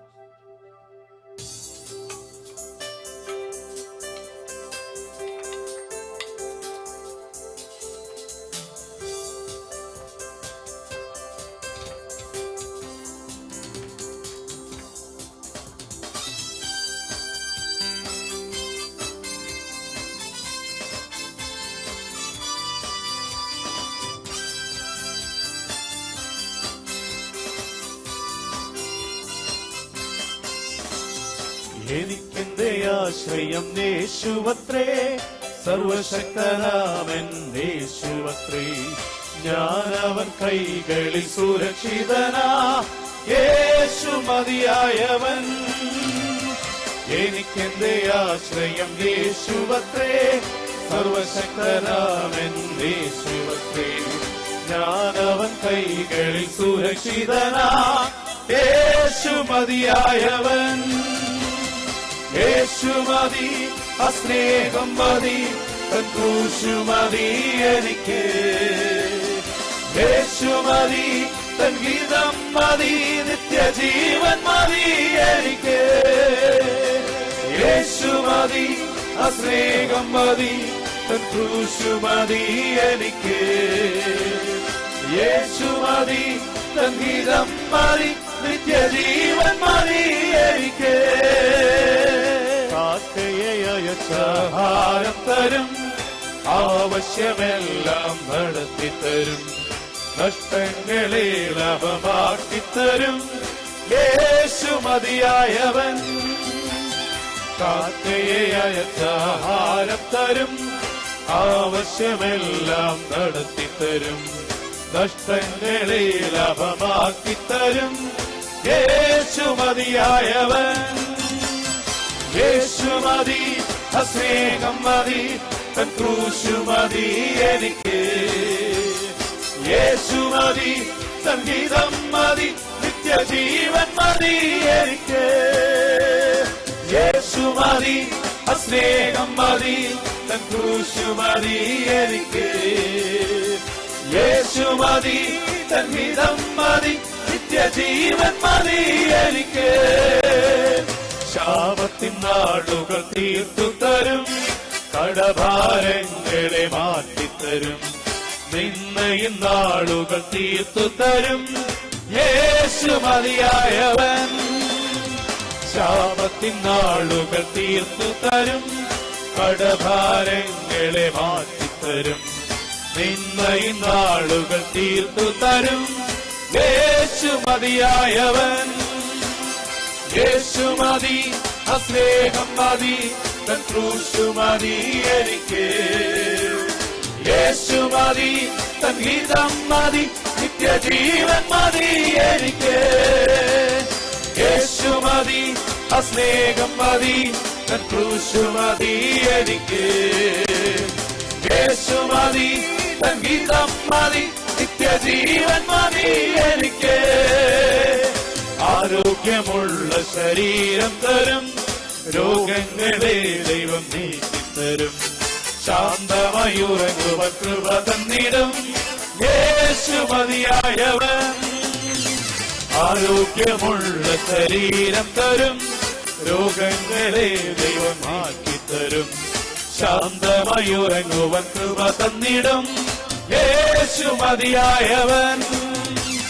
യേശു മതി, ആ സ്നേഹം മതി, ക്രൂശു മതി എനിക്ക്.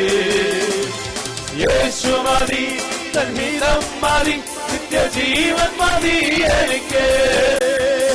യേശു മതി, ആ സ്നേഹം മതി, ക്രൂശു മതി എനിക്ക്. യേശു മതി, തൻ ഹിതം മതി, നിത്യജീവൻ മതി എനിക്ക്. യേശു മതി, ആ സ്നേഹം മതി, തൻ ക്രൂശു മതി എനിക്ക്. യേശു മതി, തൻ ഹിതം മതി, നിത്യജീവൻ മതി എനിക്ക്.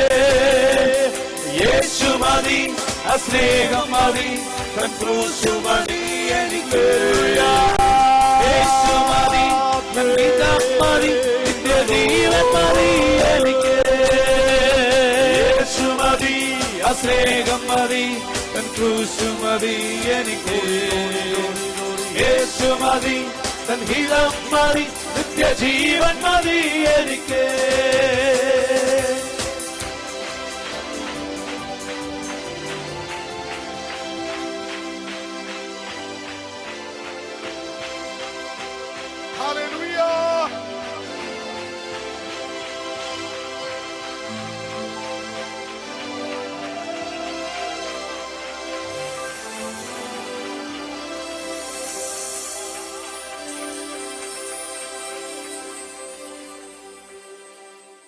അന്യരാജ്യത്ത് അന്യഭാഷക്കാരുടെ നടുവിൽ പ്രവാസികളായി പിടിക്കപ്പെട്ടു വന്ന ഒരുവൻ